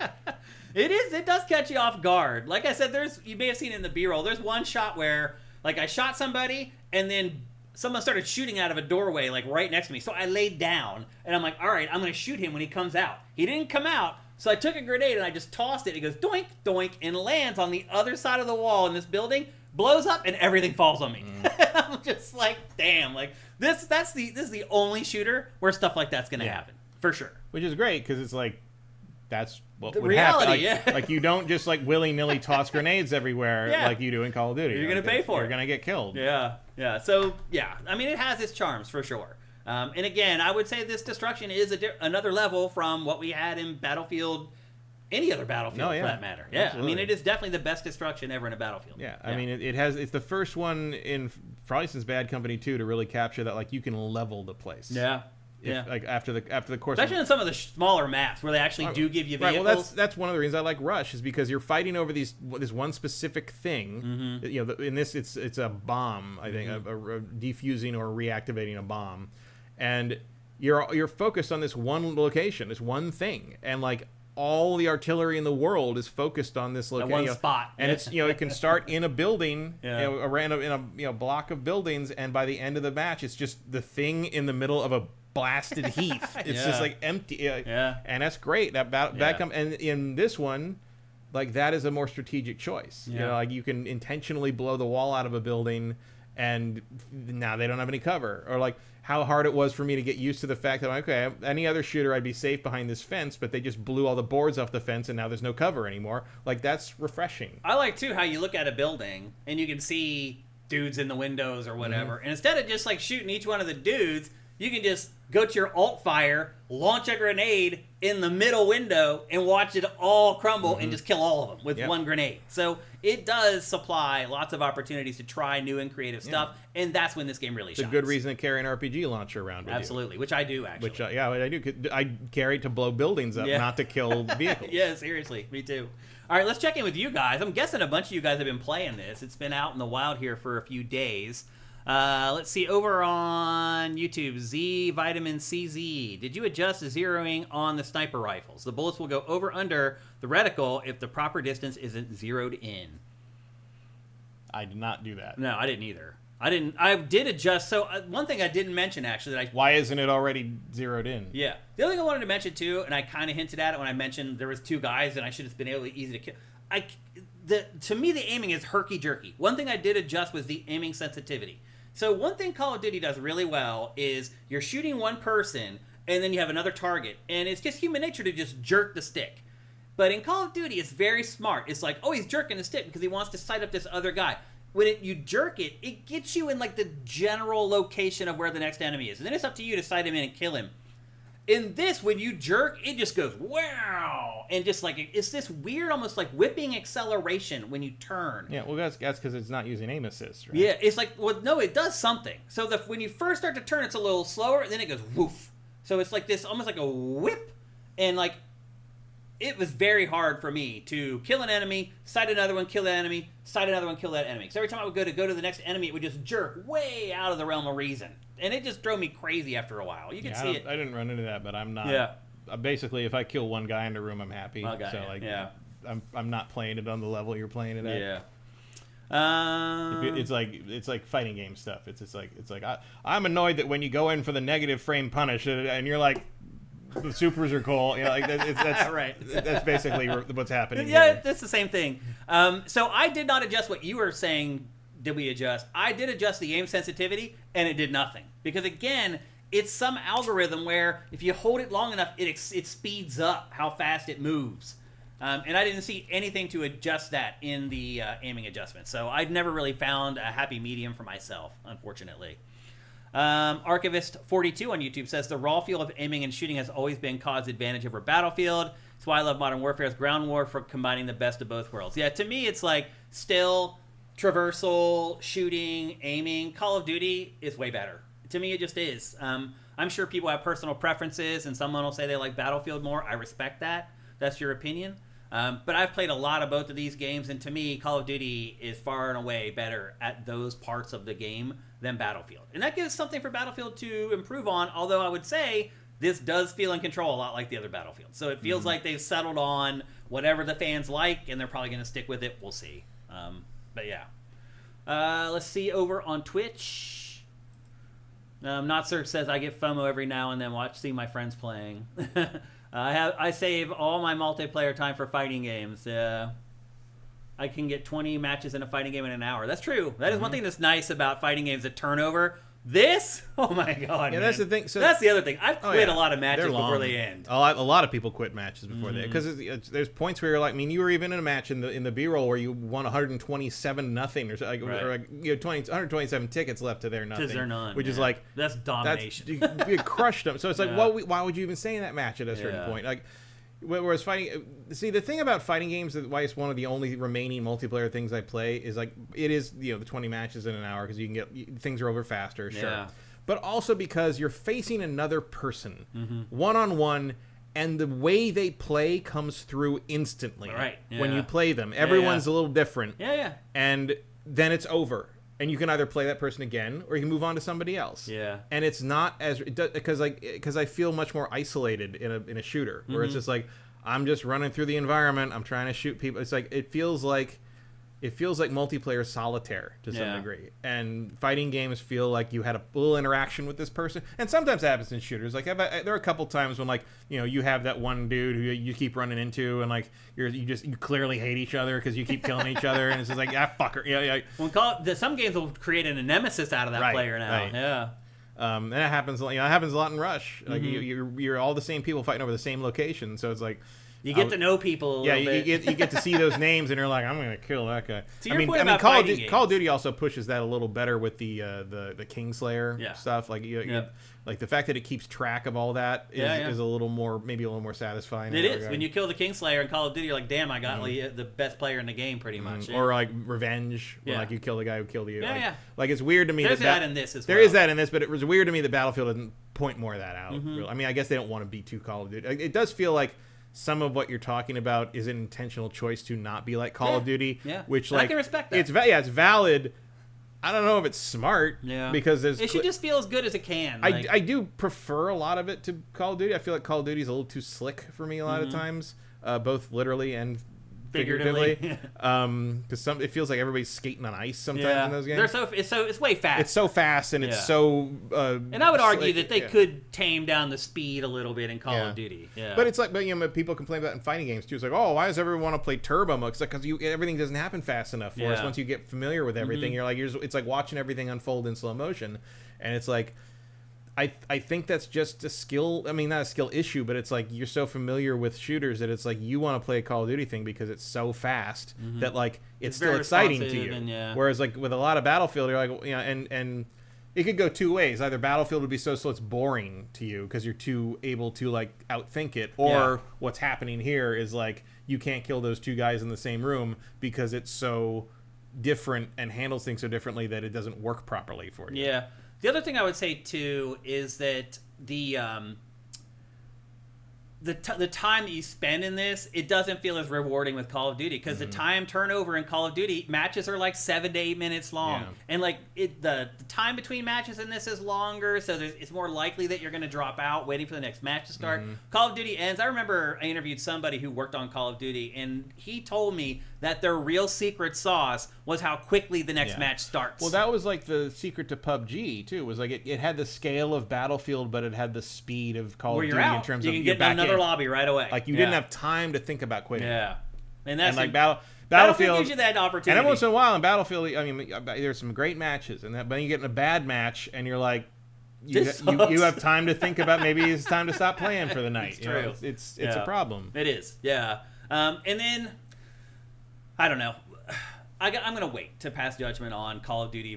I did play a lot of Call of Duty multiplayer, but they do tend to change stuff pretty significantly from their betas to the final game, so I'm going to hold up on pronouncing. But one thing I will say that generally bothers me about Battlefield in general is how often you get shot by people you never see. Call of Duty's maps are 3 lanes. You kind of know how everyone's designed. You kind of know the direction that the enemies are always coming from. Every once in a while, some dude flanks around and gets behind and spawn wipes everybody or whatever. But for the most part, you know the direction the enemies are coming from. That is, again, why I like Rush the most. And in Battlefield, they force you down that path. Yeah, you're just getting shot all the time by people and they don't show the kill cams in this either. Right. So when you die, you still don't know where they were coming from. It's just like, I just died. Conquest and Domination are very frustrating in that regard. I also noticed in the campaign, like you're talking about how things are just going crazy all the time, just stop one time and just sit there and watch. And you just see boom, boom, boom, boom. Just these canned explosions just going off all around. They don't hurt you. They don't affect you. It's just so that while you're running, you're just seeing this stuff blowing up. And if you stop and just watch it, it's almost like comical. Yeah. I mean, it is a movie. It really is. Yeah. All right, let's check in with you guys and see what you guys are saying about it. We have a super chat from Liberal Hack. Thank you, brother. Missed the first half. Happy GF Day. Battlefield greater than COD for me. Fair enough. As always, folks, if you ever want to drop us a super chat, ask us a question and we'll answer it for you guys for sure. Thank you, Liberal Hack. That's awesome, brother. Let's see if we got any more comments about Battlefield before we move on. Retro Modern Gamer, what score would you give Battlefield 6 1 out of 10? So is that using the whole scale or is that using the 7 to 10 scale? unlike the real 1 to 10 scale, or like the one everybody uses. The one that all the game reviewers use because we were children and we used the grade scale from school. If I were reviewing this at IGN, I'd probably give it like an 8.2, 8.3, something like that probably. That's where I'd probably land. I mean, it's without going through their process and all that. Going by how game review scores work, I'd probably put it around a 7. Really? So you go lower than that? Yeah, because the multiplayer is not as appealing to me and the campaign doesn't make up for it. Not Cirque says, I was tempted to buy Battlefield 6, but I'm not trying to support EA, and I'm at a point where I can't play multiplayer shooters anymore. COD still has more appeal simply because I can pick it up and play, and that's definitely true as well. This is more involved. Yeah, COD matches probably as long as like 2 fighting game matches. Like it's unless outside of like certain modes. So like it's easier to do. Yeah, I think. Cinetyke asks, can you join matches with a group of friends or just by yourself? So once you party up, you can stay with that party. So once whether it's partied up with randoms, even people that you just meet in the match that you get partied up with, you can stay with them from match to match. And it's like actually a little too easy to do that because I ended up with a couple squads I didn't like and you forgot. Like I'm with you fuckers again. When the match ends, you're like, damn, I need to go to the bathroom or I need to get a drink. And while that's happening, your squad's rolling over for the next match. So I can totally see that happening. But yeah, Cinetype, you can play with a squad of friends if you want to. And you can stay with them and keep playing match after match. And that, I think, is... if you have that option, do that. Yeah, for sure. Find somebody who will heal heal your people and all that kind of stuff. EA is probably going to sell XP time boosters, which is why they killed the XP boosting servers. You're probably right, Retro Modern Gamer. That would be very in character. Draylock says, I've gotten a lot of attachments. Getting different weapons is ass. Each new weapon is a variation off the factory weapon you start with until rank 20 or something. Yeah, it's a slog. For sure. Veneraba says progress has been a huge turnoff. Yeah, me too, man. It's like, and they need to find a happy medium. Because I feel like Call of Duty's too much. Call of Duty's like, oh my God, what the hell? My first match Even watching the footage of that, it's like, yeah, just stop throwing things it's like at me. my first multiplayer match of every Call of Duty, it's just like, it's like the whole time you're playing. It's like Activision, stop love bombing me. Like, what are you doing? Yeah. Like, you're not, I see you. I see what you're doing. You're not fooling me. Rigor Mortis UK. Jack Frags thinks it's amazing. Jack Frags is making all his money off of Battlefield 6 right now, Rigor Mortis. He literally, every video he puts up is doing like 1 million views, and he is going to tell you that he loves Battlefield 6 until the cows come home. Because I'm sure he does. Because he does, because they are bringing the cows home. And the money home. Emperor Dread, thank you for Twitch Prime. Not Cirque, thank you as well. G-Style 2000, thank you for Twitch Prime. Dope show. You're dope too, G-Style. Thanks for showing up and watching us live. Veneraba says, can't deny Omni movement feels clean, but this movement feels more sim-light. Okay. And as always go at SIFTD Games so we can find your questions. Vincent says, were you playing with open weapon layouts? Thoughts on that hot button issue? So Vincent, I'm not sure what you mean. Are you talking about Call of Duty? You're talking about Battlefield. You can set it to open weapon layout, so whatever class you're using, you can use any weapon. Oh, yeah, of course. So you can use weapons outside of... Yeah, of course. And I was playing... Most of the time I was playing an engineer, but using assault weapons. Yeah, I think it's great. Like, give people the power to do whatever they want. I don't like SMGs in games. I don't either. I want assault rifles. Unless it's like close quarters combat. Yeah. Just the spray and pray of the SMG. Yeah, sometimes in Call of Duty, certain maps in Call of Duty, I'd prefer an SMG. But in general, certainly in Battlefield, I have never wished for an SMG in any situation. No, because it's so wide open. They're like worthless, I think, anyway. No, but I'm sure someone will say, I have a 3.0 KD with SMGs. Like, sure, I'm sure. Some people will get good with it. If you want to base your whole playstyle around it, I'm sure you can, but I do not. Yeah. I think that's it. I'm surprised more of you aren't playing it. Because it's so huge. I'm not with our audience. Our audience is beyond this kind of stuff. But usually when you see 800,000 concurrents, like our audience is not a huge multiplayer person. Yeah, people. That's pretty true. Yeah. Let's check YouTube before we move on. As all my friends who have kids are just like, I need something with a pause button. Mm-hmm. Like, that's why they don't play multiplayer stuff and they don't play Dark Souls. Yeah. Mike's Q says, I want to get Battlefield 6. I just don't know if I have the time. It is a time suck. Every match is like 40 minutes. I'm not exaggerating. Yeah, it's like 40 and you don't unlock anything from them. So. Yeah. Albert Garcia 2018 says, how does the game run on PC? So I played it. All that B-roll was on base PS5. How did it run on PC for you? It's great. Yeah. Like I had it set to kind of auto balanced, but I had everything on ultra and high. I was running it. It wasn't running at 4K. I had it at 2K upscaled, and I had DLSS on with frame generation limited to 120. Okay. I guess the frame limiter goes off when you're DLSS, but like, no, I didn't see any glitches or anything. No, nothing. Good. Like there were some lighting glitches here and there, which I'm not sure if they were because of the bloom and the refraction on the light, or if it was like a DLSS error. It was hard to, I couldn't quite tell, because DLSS sometimes it doesn't quite know what to do, and so it kind of like does almost looks like a VSync problem. Yeah. It looked like that, but it also looked like it might have been an intentional like lens flare trick, and I just never figured out what it was. Okay. But it only happened like with like really bright lights in the horizon, so it didn't really matter. No, I was very impressed by how it looked, other than obviously the weird anomalies that are part of the game. If you experience them too, it's not part of running on a PC, obviously. Yep. But I was very happy with the performance. Granted, I do have a 4090, but which is going to power through just about anything. Yeah, but it worked just fine. Yeah. All right. Well, there you go. That's our review of Battlefield 6. I'm Dinfire. Add me on PlayStation if you want to, and we'll go onto the battlefield together. And maybe by then I'll be better at aiming at this freaking game. Okay, we're about to move on and review that Digimon game that we were teasing earlier. But before that, Digital Monster. That's right. That's right. Before that, here's a word from our sponsor, the Repair App. Cracked phone screen, stuck zipper, busted bike, Borked HDMI port? Persnickety PlayStation? Don't toss it, boss it with the Repair app. The mission is to build a world where repair is the norm, not the exception. Snap a pic, describe the issue, and find local pros ready to fix it fast. It's not a marketplace, it's a movement that saves your stuff, your sanity, and the planet. No fees, no credit cards, no data collection, no stress. Just fast and fabulous fixes. Track your items and the repairs, log warranties, build a repair history, and become the hero your stuff deserves. Fight landfill guilt, save some cash, and support local business all at the same time. And best of all, it's free. Join the Repair app waiting list today at therepair.app and be among the first to get access. Fix it, keep it, repeat, because trash is so last century. All right, people, the moment is here. The Repair app is about to launch, and the timing could not be better. So this Saturday, Matt, I didn't know this was even a holiday. This Saturday is National Repair Day.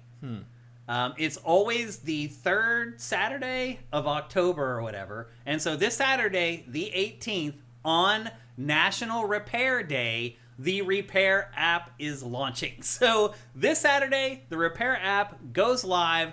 Same call to action that we've had all along. Go sign up. Go to the repair.app. Give them your email address. They'll send you an email to verify. Make sure you check your junk email folder just in case. Click the link inside there, and then on Saturday when it all launches, you'll get an alert and you will be able to use the Repair app. So we are down to crunch time, people. If you haven't been doing what I've been asking you to do, checking your closets, looking for stuff that needs fixed, now's the time to do it. Get in on the Repair app right away. Now, as I mentioned last week, it's not going to have everything on day one. It's a brand new app. Obviously, I think if any of you have ever worked on something like that, you understand how that works. But they have done the research. They know the categories that you guys are most likely to want to have repaired, and that's the stuff that they're launching with. So, again, go to therepair.app. I know that's a crazy URL, but go to therepair.app. Give them your email address, and they will alert you on Saturday when everything is ready to go and it's all ready to rock. I really feel like this thing could be big. Like, it's going to be interesting to watch this and see if it catches on. I hope it does. The people behind the Repair app are awesome people who are doing things for the right reason, so feel good about supporting them on that level as well. Again, go to therepair.app. All right, now it's time to talk about that crazy Digimon game. Matt, I have not played a Digimon game in I've never played 20 a Digimon years, game. maybe. I don't think I've ever played a Digimon game. I played a handheld Digimon game at a certain point on the GBA maybe or something. For those of you who don't know, Digimon is basically Pokemon. But was it first? It was first. It was first? It was technically first. Okay. And so it's funny because most people say that Digimon is a ripoff of Pokemon. Yeah, well, that's why there wasn't the cease and desist suit because of the Mon thing. But yeah, Digimon was first. Wow. I think the manga was. I think it started as a comic. Okay. And it became a media franchise because Pokemon blew up. Okay. But it existed before Pokemon. It has the same core concept as Pokemon. You are collecting these little creatures. You fight with them. They level up. It just sort of does a different thing with them in the sense that a lot of them become more humanoid, and there's a lot more romantic tension between the humans and the Digimon. It's a little weird. So the first thing I would say, I wouldn't call it Pokemon for adults. I wouldn't go that far. It's definitely a child-focused But it's series. Definitely aged up. Yeah. Over Pokemon, for sure. Like, the themes in this, like, they talk about suicide and alcoholism. If Pokemon's for, like, 8-year-olds, this is probably more for, like, 15-year-olds. 14, 15. Yeah, there's not, like, a lot of swearing or nudity or anything like that in it, but the themes of it are definitely... Although some of the outfits come close. Yeah, there's lots of short skirts. Like Digimon has grown up with its audience a little more than Pokemon has. Yeah. To the point that this game has more Persona influence than you might expect. It does as well. It is kind of a mix between Pokemon and Persona. Yeah. For sure. But I would say it is aged up a little bit over Pokemon. Like, I don't feel... It's not insulting, like, experiencing the plot in this game. No, I mean, it feels like an afternoon cartoon to some degree, except every once in a while, something horrific happens. Right. And you're like, oh, that wouldn't fly in syndication, would it? I mean, but also that was true of a lot of these anime shows in the 90s, too. They just cut that part out when they aired it here. Or they'll talk about something that, like, would never be discussed in a Pokemon game, like alcoholism. Right. Like, you just don't... That's not a topic in Pokemon, usually.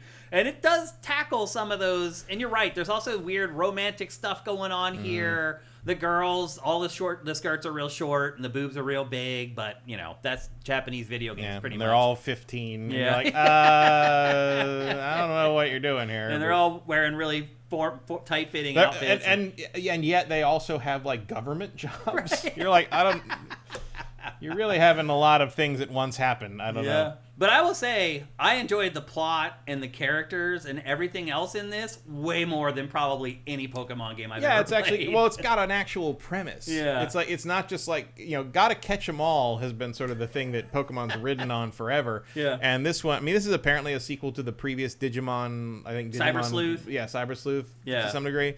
And this is a time travel story. Yes. Where you're trying to say, like, the opening of this game involves, like, 2 Digimon kaiju destroying the world. It's just like, and you're, like, the only one that lives. Yeah, well, because you get zapped into the past. Yeah. So, like, you are the time stranger. Because Right. you are, like, I think 8 years before all this happened. Because it starts in, like, basically the end of the world. Yeah. Like, everything's terrible and all this shit has happened. And you're part of this organization that's trying to, like, tamp down paranormal anomalies to, like, you know, not let this happen. But it all gets out of control. You get zapped 8 years in the past. And somehow still have communication with your controller back in you have a little your PDA. time. Yeah, it does a lot of stuff interdimensionally somehow. And basically, they're like, okay, you have an opportunity to stop this from happening because you have conveniently met up with the people who are key to why Stopping this what occurred. happens, yeah. And so basically the objective is you go into the past to stop the world ending. Yeah. That's the basic plot of the you just game. didn't intentionally do it. Right. You just got zapped into this. Get zapped into the past conveniently right in front of the people that you needed to talk to. Yeah. So. And those people also have no idea who you are. They're like, what the hell? Like, where'd this guy come from? And, like, they seem to, like, there's a whole section early in the game where they're sort of realizing Digimon are real, and in the meantime, I'm standing here with like 5 of them around.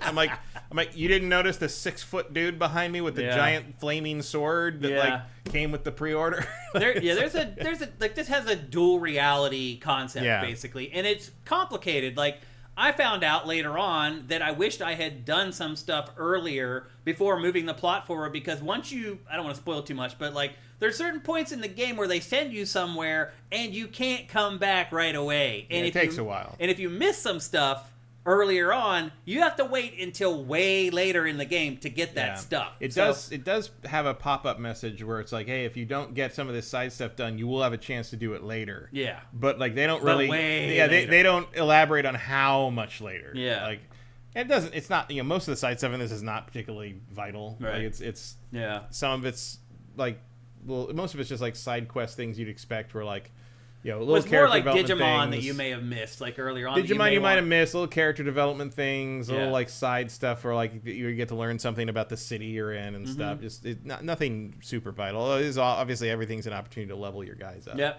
Now this does things a lot different from Pokemon as far as like handling the monsters. So you don't catch monsters in this. As you battle them, you sync with that monster. And once the monster is synced to 100%, you can add that monster to your party, or you can wait until you get to 200%, and then they're more powerful as they join your party. So it's this ebb and flow, but for me, I always just wait until they hit 200%. Yeah. And then once... Why wouldn't you? Then once they're a part of your party is 6 monsters at a time. You can take into battle with you, and that matters because in this game, when they die, you can fill in. So you have 3 in active battle at all times, and if one of those monsters dies, you can take one of the 3 from the bench and add them to your party. Or if you just want to change, and you Right. can change as much as you want. You can. It doesn't take up a turn. The other thing I like about this is also if you use items in this, it doesn't take up a turn. So you can heal your monsters and then also use that monster to attack. Yeah. So there's lots of like quality of life improvements from Pokemon in this. Like things that Pokemon should have changed a long time ago, they're here. Even things that like Arceus didn't do as well, they're done way better here. Yeah, well, things were just like, why is this like a standard in Pokemon? Like, why makes no sense. why does using a potion take my turn? Because they didn't do anything. I mean, I guess they drank something, but who cares? This one just limits it by like you can only do one item per monster turn. Right. So which is fine. Also, you're seeing like the ability here to just fight monsters. That's also kind of an Arceus, where you can just kind of fight them as you're on the go. You don't have to go to the separate battle screen. But it's also like more like Persona, where you hit somebody before they can attack you. Yeah. And like sometimes you'll just kill them. Yep. If you're strong enough and they're weak enough. Yeah. But sometimes it just gives you an advantage and you go first in the battle. Yep, and they've lost like half of their health or whatever that you need from that first initial attack. And there's a ton of like, there's type, things. Yep. The different. There's both the elemental types, which people are weak and strong against, and there's the 3 types of Digimon: vaccine, virus, and data. Yep. Because they never let you forget that they are digital monsters. Digimon. Digital monsters. Yep. And so it does do things differently than Pokemon, but I would argue in pretty much every case, it's better. So evolving Pokemon, evolving Digimon, like once you've had them in your party for a while, they'll alert you, telling you that they're ready for the Digivolution or whatever. Digivolution. Digivolution. I think they're ready to Digivolve. That's what it is. Digivolve. And then the thing about this is like when the monsters evolve, it's not like this set thing like it is in Pokemon, where they can be wild. They're going to evolve into this other thing. It's more set by type. Than they can become else. like different monsters. In some cases, they will actually go back sometimes. You to can the go prior back and form. redo. Yeah. And like sometimes you have a choice of like all these. Some of them have like 6 or 7 different things they can become based on what their stats are and your stats. Yeah. That's the gating. The gating on this is mostly the stats of your player character, because they level up way slower than everything. Your agent level goes up much slower. I also like too that in this that your Digimon that aren't even in your active battle still get XP. Yeah. So as long as they're in your 6 monster roster or whatever, even if you never used them in the battle, they still level up and earn XP. Yeah. But I would argue too that the leveling up in this is a little slow too. It's not Battlefield 6 slow, but once you get past the initial like 7 levels, like it becomes a bit of a grind if you want to focus on the same monsters. But I also found that like after I had played it for probably 2-3 hours, I kind of had my party. Yeah, but the only thing you really need to change out for is like if a boss is a certain type. Yeah. Like if you don't have the type that they're weak to, that fight is going to last like 4 times as long as it should. But see, I had a Digimon with this spell that changes the enemy. So if it's like, it can block water attacks, you can cast this spell that all of a sudden water attacks work.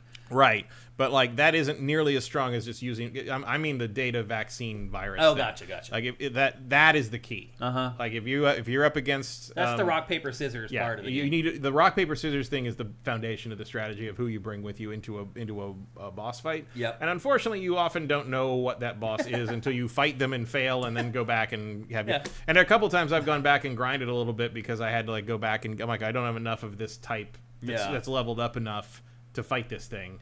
But when you do, like the difference is night and day. The fights take forever. If you fight the bosses or the mini bosses in this, it's just like this slog of like every second attack having to use a healing potion on the Digimon and like drags on. But that's exactly what I mean about using the right types, because I'm not kidding.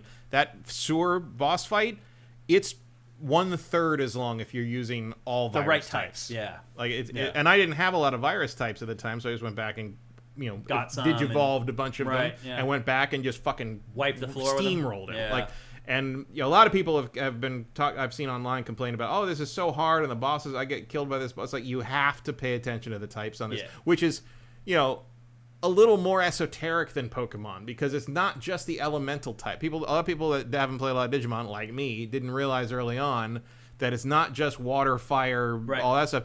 The types of because there's also neutral, like no type, like there's no type, and it'll show you when you go to pick an attack or an ability or a skill. Like that, resist 50%. So that's going to do 50% damage. Mm-hmm. But there's others that could do 200% damage, depending on who you pick. So you got to like have a party that can do that. Both, you got to set your party up mostly to deal with, because you want a variety and you can deal with whatever they throw at you in the dungeon. Mm-hmm. But the bosses really require you to like custom build. And if you haven't custom built, it is chip forever. Away. Yeah. I mean, you're just using up all your healing. And you better hope they don't have, because as you go further in, they're going to have these big attacks that you don't have any defense against. Wipe out your Digimon with one attack. Yep. Yeah, and if you don't have the revive and on and on. Yeah, and to be fair, when you die, you basically you can either load a save or just go back. It jumps you back to right before you fought the boss, and you go back and do whatever you need to do to reset things to attack gentle. Properly. Yeah, it's not. There are gatekeepers in terms of some of the bosses. Certainly, once you get into the main flow of the game. But there's nothing that you don't like. You'll be like, I don't understand about it. You will. Just scan him, look at what his types are. That you need to do. If you don't have those types properly, you got to go back and do some grinding. There's a lot of that's what the side stuff can be for. But sometimes you're stuck in that dungeon and you can't get out, and you're just gonna have to go kill the same 14 things over and over again until you get something that can stand up to the boss, which is sort of annoying. But also that's just what these games are. Yeah. There's a new feature called cross arts in the combat where you basically, after you build up a meter over a certain amount of time, you can perform cross arts, which basically just buffs all your party members. Have you found that to be not that powerful? It depends. Like the stat buff one is not wears out its usefulness pretty quick, but you start to unlock ones that are more like group attacks that are better. Yeah, if you have the right if you have the right types doing it. Yeah. You can do some serious hits. Yeah. A lot of times when I used it, I hardly could even tell the difference in the damage output. But it depends. again, it's so based on types. The rock, paper, scissors thing in conjunction with the elemental weaknesses, that's how you get to 200, 250, 300% damage. Yeah. And that's how you do it. And they're pretty gentle with you early on, but once you get past probably the fourth dungeon, if you're not micromanaging that, these bosses are going to walk right over you. Yeah. So I have found myself addicted to this game. It's really good. And I keep thinking in the back of my mind, I should stop playing this because I have to play Pokemon ZA in 3 days. Well, because it's so easy to play. There's no obstacles here other than the bosses. You got that's those. But if you're playing for those, they're not too bad. Yeah, and it's the only thing you have to. We finish that, you're right back into a light little story section and back out in the city and do a couple things and get into a new dungeon, and now you got new shit to fight. And every time you fight new stuff, it means you're unlocking new Digimon for your own team, and you're like, oh, what's that going to be? Again, that's how you get new Digimon. You fight them, and then you sync with them, and once you're synced with them, you can then add them to your party. So there's no wandering around hunting for them. And there's something about knowing that when you beat this thing, it's going to progress you towards having it, as opposed to the whole somehow he escaped the Pokeball. Fuck you, and I'm down a Pokeball, and I don't, it's... It is nice not having to worry about that crap. Yeah. Just some random number under the hood that's going to tell you can't catch it. Screw you. Oh, it seemed to be caught. I'm going to seem to fuck you. Yeah, so I'm this is going to be interesting. So we're going to obviously review Pokemon Legends ZA next week. Zah. And it's going to be hard. There better be good pizza in that game. I'm excited. I'm actually more excited to play that game now after playing this. Now that you have sort of a frame baseline, of reference and something to compare it against. Because before with Arceus, there wasn't really. Other than Pal World, there's not really. And I don't think that was out when that happened. It wasn't, yeah. So I'm pretty excited. At first I was like, I shouldn't play this anymore because I'm going to burn out on monster raising or whatever. But it's actually made me more excited to check out ZA, playing this. I would be more worried that ZA is going to feel archaic compared to this. So that was the other thing. I started looking at the reviews for that today, and I was like, did this person also review Digimon? And it seems like most of them like Digimon more than Pokemon Legends.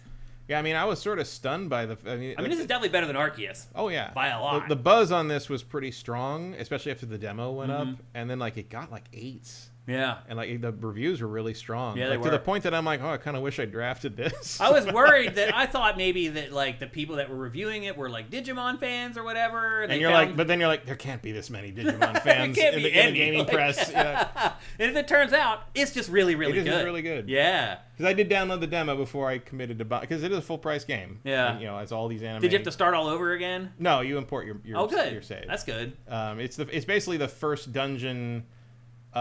It's the opening to when you get sent back in time, and then the first sewer dungeon. Oh, okay. And then after that, it's okay, if you want to play this more, you got to buy the game. Is the demo still out there? I don't know. You should check. I played that before it came out to see if I actually wanted to play it further. Yeah. Because I was like, I'm like, oh, this would be something we could talk about. Y'all should check. It might still be there. If the demo's still there, I highly recommend trying it because it'll tell you whether you like it or not. Yeah. For sure. Yeah, because that's a good bit. That seems like a couple hours. It's probably good, at least an hour and a half, I would say. Yeah. So that gives you a nice little taste of it. Yeah, and if I remember, you've pretty much experienced most of the systems by that point. I think so. Like, you can get like the starters. Like, you can get all the other starters through evolutions in the demo if you know what you're doing. Some of it requires you to devolve and revolve back the other way, and but like, yeah, you can make a lot of progress there. Oh look, we went pixel. Yeah, I'm not sure why that happened. I don't know. I mean, it's obviously a callback. Well, I think it's the enemy attack did that. It turned you into into a pixel, an old Digimon sprite. Yeah, I don't know why. I still was able to keep doing like all the attacks and everything, which is interesting. But this game does this. Stuff happens. You're like, what is that? Like, where did that come from? Like, how did that happen? Why did that happen? And I like games that catch me off guard because that doesn't happen very often. Joaquin Dragoon asks, does your character combine with the Digimon? You can ride them. I don't know if you can wear them like armor, if that's what you mean. I don't know enough about Digimon to know if that's a staple. Yeah, I don't remember that ever happening. I mean, it's a very long game, so it might happen and I later. haven't finished it. I'll say that. He also says, can you breed the Digimon? No. Well, there's like the Digifarm or whatever. Yeah, right? There's a farm thing where like you go, which is essentially the Velvet Room. You go to a it's theater, from Persona's Velvet Room. Yeah, and there's like a globe there, like a low detailed globe, and you can plop down Digimon you're not using in battle, and they'll wander around and get you resources and get in little fights and stuff. Yeah. But you don't really breed them. But you don't need to. No, you get tons of them. You get them just by fighting them. Yeah. And like with the Digivolutions and everything, like you can, you don't need it. You don't need the breeding part. Let's check in with you guys and see if you have any other questions for us. About maybe game. some of the characters breed with them later. There's some weird shit going on in some of the relationships in this. Seriously, Vincent says the demo's still on Steam. Okay. And when he assumes that it's probably everywhere. Joaquin Dragoon, thank you for subscribing. 73 months. That's awesome, man. Thank you. Vortex, this is reviving memories from the 1990s I forgot I even had. Yeah, I did watch the show a couple of times. It was like on Sunday mornings or something. I think I watched it in college or something. I do remember the theme song. Yeah. But like that's the main thing I remember is like all the Digimon can speak English, so it's whatever language they can speak the same language as the people. So like there's a different relationship between them than there is with. They don't seem like animals. Right. No, you're right. There's like a human element to the monsters. And I guess the top evolutions are like hot people in like animal armor, and you're like, how does that work? Ian Esquire says he just finished Arceus at 100 hours. Wow. Wow. Like, I know there's people horny for the Pokemon, too, but, like, we just don't fucking talk about that. But Digimon really leans into the... Yeah. And thank you for Twitch Prime, too, Ian. That's awesome, man. Thank you. You're hunting the monsters in this one, too, just in a very different way. Yes. Zet Saber says it's Pokemon that speak your language. Yeah. Yeah. Anything else? I still remember that first Digimon game on PlayStation 1. That was an RPG. Fun memories. Yeah, I think every Digimon game has been an RPG. I don't think they put out anything that hasn't been an RPG. I want to say there was like a Power Stone style game at some point on the PS1 or something, but I don't remember. I think this is the first Digimon game I've ever played. Wow, I haven't played many. Nick Citois says Digimon was supposed to be the boy version of Tamagotchi for girls. Yeah, it was the cool, the tough Tamagotchi, but it turned out no one cared and everyone just wanted a Tamagotchi. Yeah. Any other questions you guys have for us for this game before we move on? I didn't know if people would resonate with this game, honestly, because I didn't know if I would either. But if you want a more mature Pokemon, if you want to call it that, like, I mean, you're talking about the difference between like 9 years old and 15 years old. Yeah. It's got a lot of standard afternoon anime vibes to it, but I mean, it's snappier and faster, and it just feels like it was made this year. Yeah. I mean, honestly, that's really... It feels like what Pokemon should be. It feels like it's taken influences from other games that have done monster collecting and RPG stuff, and Pokemon feels like it exists in a... It's just its own self. And I think even some of the Pokemon company people have even said, like, they don't play other games. Yeah. Like, they don't look at the rest of the industry you can tell. for that. And it's like, yeah, we know. Yeah. You still think it's 1999. Yeah. Well, there you go. That's Digimon Story Time Stranger. It's available for PC, PS5, and Xbox Series. My guess would be there's a Switch 2 version coming in hot. Crazy not to put it on Switch 2. It's the perfect audience. Maybe they're waiting for Legends. Wait for Pokemon. Because I do feel like the two games are fairly similar. Yeah, and I think there's DLC coming, so maybe put out like a complete edition on Switch 2, like in Q1 or something. Mm-hmm. Yeah. All right, there you go. Would you recommend it for $70? I mean, I don't regret paying $70 for it. But again, I would say It's a huge It's game. a big game. I would say play the demo. Yeah. And I would argue if you're if you're knee deep in the holiday releases right now, there's nothing. There's no reason not to wait until next year. Yeah. Like during a drought. It'll be there. Like it's a good drought game because it'll be like, oh, this is better than I thought. Like it's Not a bad game to buy with all those gift cards that you're going to get at the holidays in January. Yeah. But like, yeah, I mean, play the demo, and if you really like it, go for it. And I think it gets better than that. If I remember correctly from where you're saying the demo ends, it gets better from that point. It does get better from there. Yeah. Like, it opens up after So if you like that, you're going to love the rest of it. Yeah, it's just a taste of what it... Like, if you like kind of the baseline battle system, there's a lot more nuance to it beyond that. But, like, it at least let you know whether you love it or hate it. Yep. All right, let's move on to our last game for episode 454. We're going to talk about Painkiller. This is one of those games that we're probably not going to review. It comes out in a couple weeks because there's other big games, like we mentioned earlier, Ninja Gaiden 4 and a bunch of stuff coming out. It probably wasn't going to make the cut, but we had a slot in this week's show. And so I was like, let's see if we can get Painkiller into the show somehow, some way. And that's what we've done here with GameFace 454. Painkiller is, I guess, what the kids are calling boomer shooters now. Mm-hmm. I always called them circle strafe shooters. It feels like boomer shooter has become the new... I call them Doom clones. Yeah, that works too. That's what they were called. This is one of those games where there's just literally just hundreds and hundreds of horde-like enemies that are thrown into the arena, and it's your job to kill them all. It is a cooperative game that can be played with 2 other people, and in fact, it has to be played with 2 other characters in the game. If you don't have 2 other humans, they will fill them in with bots. And I will say, the bots were a lot smarter than I thought they would be. They actually did smart stuff like reviving you and stepping on pads. So there's a lot of cooperative stuff in this where, like, hey, one player step on a pad, and that turns on the jump pad over here. The other player goes and gets on the jump pad and then jumps. There's other cooperative sections where, like, you flip a switch, and then you go to this other room, and then they flip a switch, and that opens the door for you. So there is stuff like that, which is why, if you don't have humans to play with, they throw bots into the game with you. And again, they do a pretty good job of keeping up and kind of helping you throughout. But you definitely want to try to play this with other human beings if you can. There is a premise to this game. There's not really a plot. You saw the opening cutscene there, which was like this jerky animated still thing. That's pretty much all you get in this. There are no cutscenes to start a mission or to end a mission.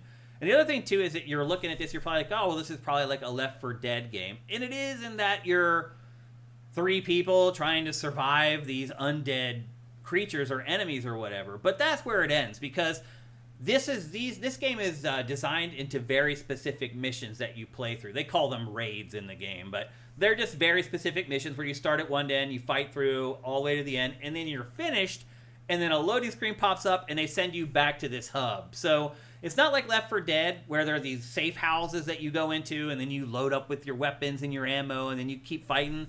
When you finish a mission in this, you get kicked out of the game. You go back to this hub room where you can do all that stuff, and then you have to like go and stand on a pad and matchmake all over again to start the next round.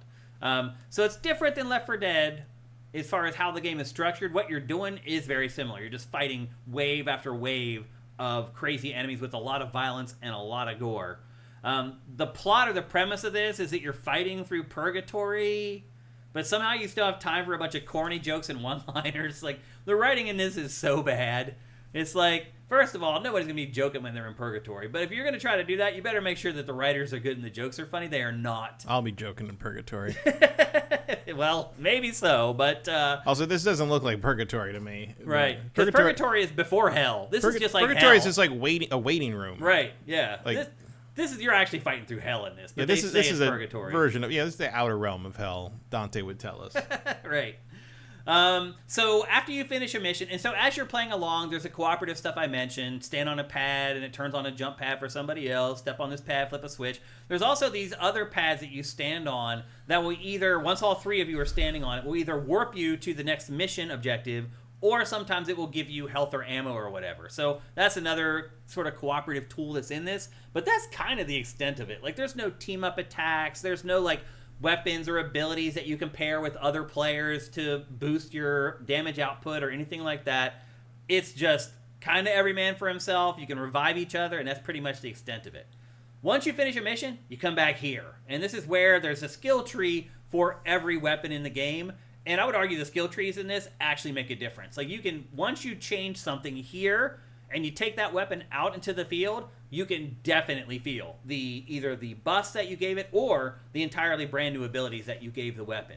And the weapons in this are pretty freaking cool. So this franchise is known for its stake gun, which is literally a gun that just shoots a wooden stake, and it pins enemies against the environment, and that's fun to use. That has always been Painkiller's like trademark, was right. pinning guys to the wall with nails or stakes. Yeah, and it's in this game as well, and it's fun to use, but it's not the most effective. There's also like a machine gun that you get that looks like a crossbow, and I think it does shoot bolts technically. Yeah, it shoots stakes. But eventually, you can come to this room here that you're seeing right now and upgrade it, and you can create like a ricochet. And like, some of the weapons in this are just fun to use and look at. Just shooting one projectile and watching it ricochet through all the enemies in the map is really freaking cool. And then this is the other thing that you do back at the home base. You choose 2 tarot cards to take into battle with you. You have to buy the tarot cards with in-game currency, and they are expensive. They're like 3,000 gold or whatever. When you spend the 3,000 gold, you get 3 cards, and you get to choose from 1 card from those 3. And if you do that twice, you can fill up both your tarot cards. Once you go into a mission with your tarot cards and you come back, they don't burn up when you come back, but they are disabled basically, and you have to wait to be able to use them again. And so you have to spend the money again, unless you've been playing it for a long time and you have a big buildup of cards. If you're just going through the game, you have to spend the money again to get the tarot cards for those next runs. So this game is all governed by in-game currency. It seems like it's pretty generous to me. Every time I went to buy something in the hub between missions, it felt like I had enough gold to buy pretty much anything that I wanted to. So it's not really stingy with that stuff as far as that's concerned. But this is just a fun, mindless game to play. And there are tons of games like this on the market, but this one is more mindless than most. Because again, like, there's just not that much interaction between the players. It is really just you trying to survive, and if you die, somebody revives you. And so it is a very straightforward, by-the-numbers, boomer shooter, circle strafe shooter, Doom clone, whatever you want to call it. Graphically, this is running on my PC, my new PC, in 1080p though. So everything is cranked up to ultra. So this footage that you're seeing is as good as this game is going to look in 1080p, and it's not great. It looks crispy and clear for the most part, but it's not pushing the boundaries or anything like that. It's good enough, I guess is what I would say. There's tons of gore. It'll be interesting to see if this episode gets flagged for this, because it does seem like YouTube looks at certain games and flags certain games. So I just uploaded shorts from Dossier and scheduled them out throughout the month. And like the Ninja Gaiden 4 short, as soon as we put it up, they're like, this is going to require extra screening. And to be fair, an hour later they came back and said it's totally fine, because I know that I can't show a lot of gore in shorts. But they flag games. They may have flagged this game as well, because it is really gory. Like, so you get the stake gun, you get typical shotgun. You also get this crazy, like, propeller weapon that you just run into enemies and it just basically saws them into bits. It is a really, really gory game. And so, you know, it'll be interesting to see how YouTube handles this. But for the most part, I had fun playing this. I played it for like 3 or 4 hours. I did feel like it was starting to wear out its welcome a little bit.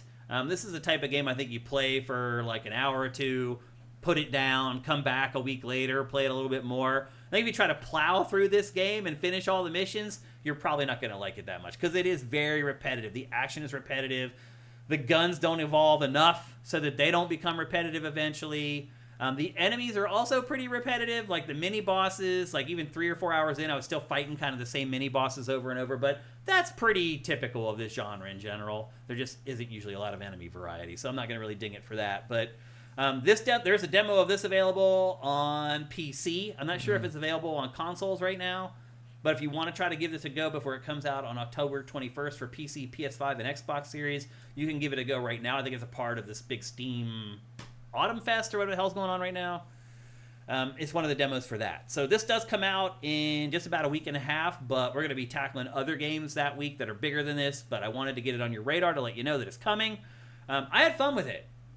Also, the demo's really big. Like I quit playing before, like when I wore out, about because it ran out of content. So there's a lot to play. You'll have a really good idea of whether you want to buy this or not just from playing the demo. And so I highly recommend that. But you know what you're getting into here. It's just one of those shooters where enemies just flood the map and you keep shooting them, picking up your ammo, picking up your health, helping out your teammates when you can, reviving your teammates when you can, and rinse and repeat. And you just keep doing the same thing over and over and over again. But it still is oddly fun. Matt, do you like these games at all? Do you still play them at all? Yeah. Like, I don't know. Like, probably not this one. Like, I never super cared about Painkiller. Like, I know it has its following. Yeah. But bringing Painkiller back doesn't, like, super excite me. Yeah. I like Bolt Gun. A little more retro, I guess. Yeah. With all the pixel art and everything. Yeah. And I played another one that was plays like, very similar to Bolt Gun, for sure. Yeah. I played another one that was, like, more cyberpunky and, like, almost had, like, worse, almost, like, 90s era graphics. On Steam, I think it began with an S, and I can't remember the name anymore. Yeah. Like it was very much a 90s throwback. It was like you played as like kind of almost a Joanna Dark equivalent sort of cyberpunk girl, and Sulaco. That's it. No. JJ Forcebaker. Good call, JJ. Yeah. Yeah, so this also, if you die mid-round, you have to sit and watch until they finish all the waves off, and then you get put in this cage, and the teammates have to come and like let you out of the cage basically to keep playing, which is kind of an interesting little twist on how that works. So if you do die in this, it's not over. Although I would say like some of these take a long time. Like I died one time and I had to watch for like 15 minutes, but we were like so far into it that I was like, I'm not quitting now. Like we're literally like 2 waves away from finishing the mission. So I just sat there for like 15 minutes watching everybody else play, waiting for them to break me out of my cage. So, but it is cool still that even though it's a little bit annoying, you can stay in the match and stay in if you want to and accomplish the mission without having to go back and start it all over again. So I appreciate that. And then also, this dude here, eventually in this B-roll, I don't know if we'll make it before we stop discussing this, but, oh no, here it is. So he eats you, and then he drags you to this abyss and drops you in the abyss, and you're dead. And I'm fighting. Like, I'm hitting all my buttons trying to fight him while I'm inside him, and I couldn't get out before he dives in there, and I'm dead. And then I had to sit and watch everybody play until he let me out of the cage. So there's not a lot of nuance to this game. There's no puzzle solving. What you're seeing right there, shooting those 3 switches to open that door, is as deep as the puzzle solving gets. That's it. That's how far it goes. So it is a very straightforward game. It's fun and it's mindless. And it's very much like prior Painkiller games and very much like Left 4 Dead, but obviously with some slight design changes as far as how you play and where the breaks are and things like that. I actually appreciate this a little bit more.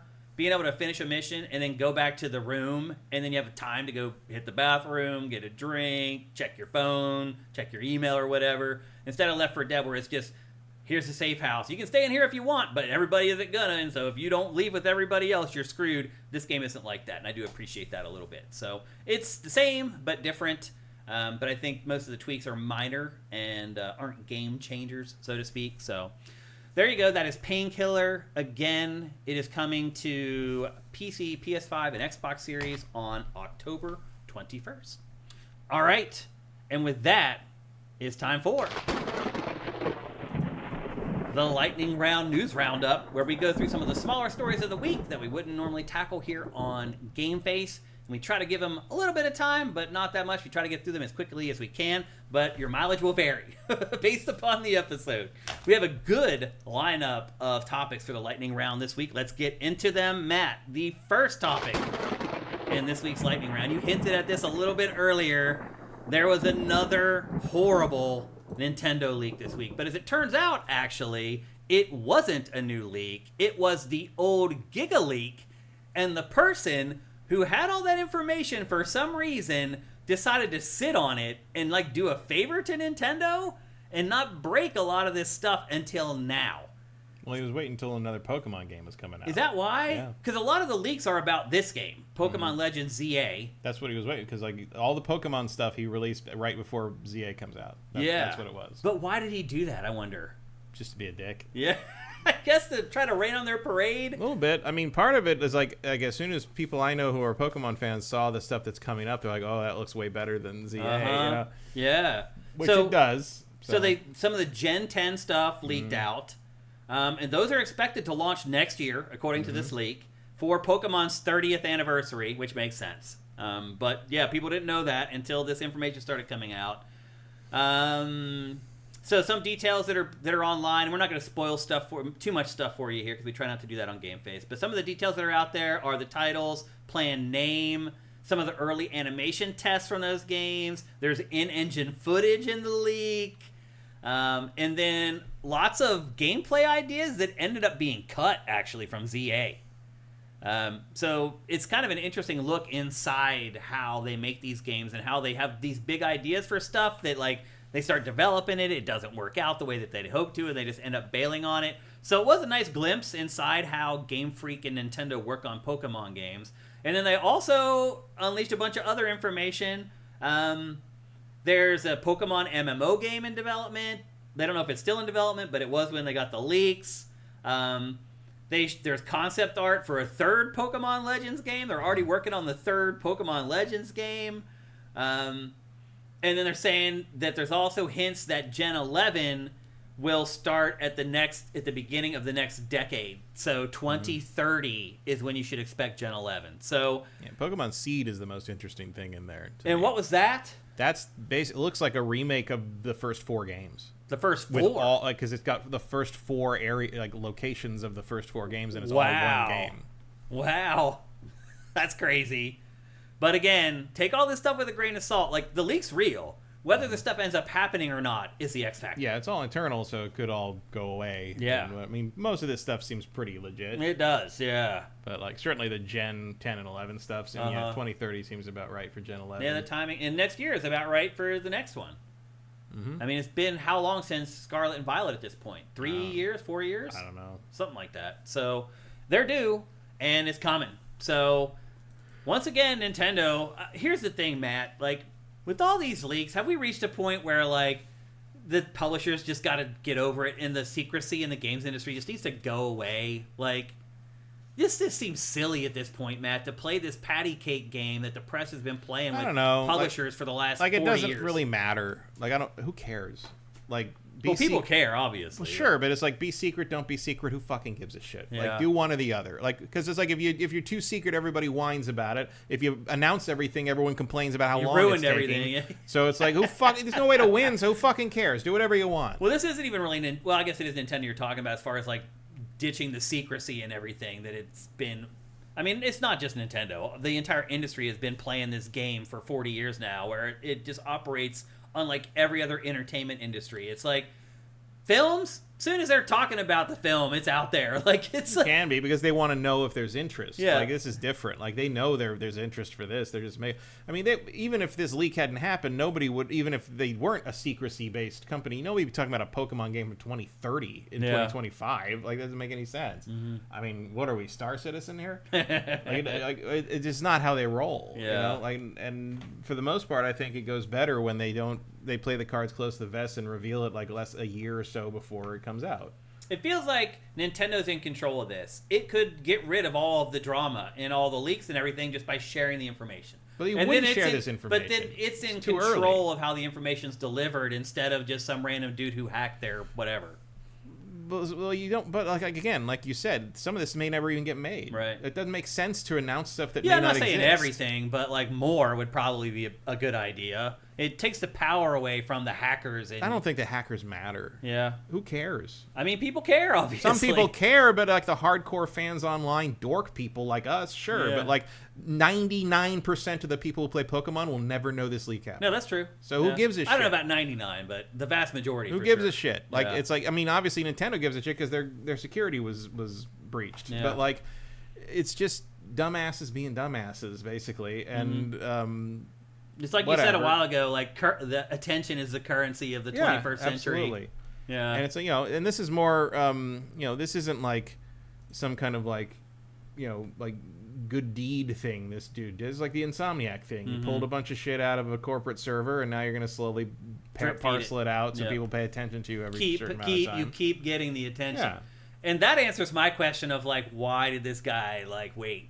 Yeah. Because he can get a lot out of this if he keeps drip feeding the information. Why would you blow Why would you just give it all at once? It's sad. It really is freaking sad. But anyway, it looks like Gen 10, the next mainline Pokemon game, coming next year, and then Wind the next and Waves. Yep, and then the next mainline after that coming in 2030, and there's another Legends game in development, and Matt mentioned Pokemon Seed, the first 4 games in one game, so... Which may be the MMO. Like, it's unclear, like, what exactly because you need the 4 territories for the MMO. Because that's how much space you would need for an MMO. Yep.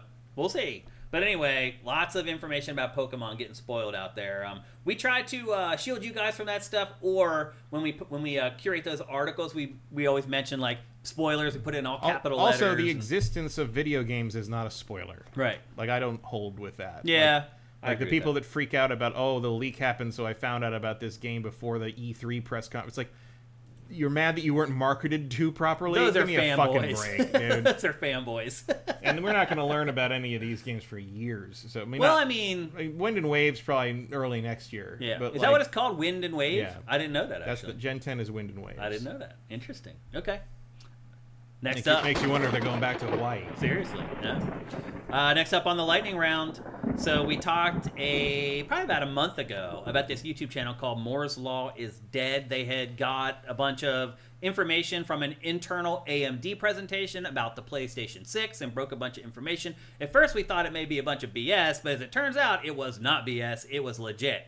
Digital Foundry ended up backing up Moore's Law in that case, and now Moore's Law is Dead has come out with a new report on the next Xbox. And Digital Foundry has not addressed this yet, so we cannot confirm 100% that this is accurate. But based upon Moore's Law being accurate on PlayStation 6 and having that contact inside AMD, it now used that contact to find out information about the next Xbox. And while I would say what was said about the next Xbox was pretty impressive as far as the hardware power is concerned and how it's going to be this PC console hybrid, it's really going to be a PC. Mm-hmm. But they're trying to make it seem like it's a PC console hybrid. It's basically a Steam box with an Xbox logo on it. It really is. That's what it's going to be. But it is going to be really powerful. According to AMD's internal documents, it's going to be. But the price tag matches the power.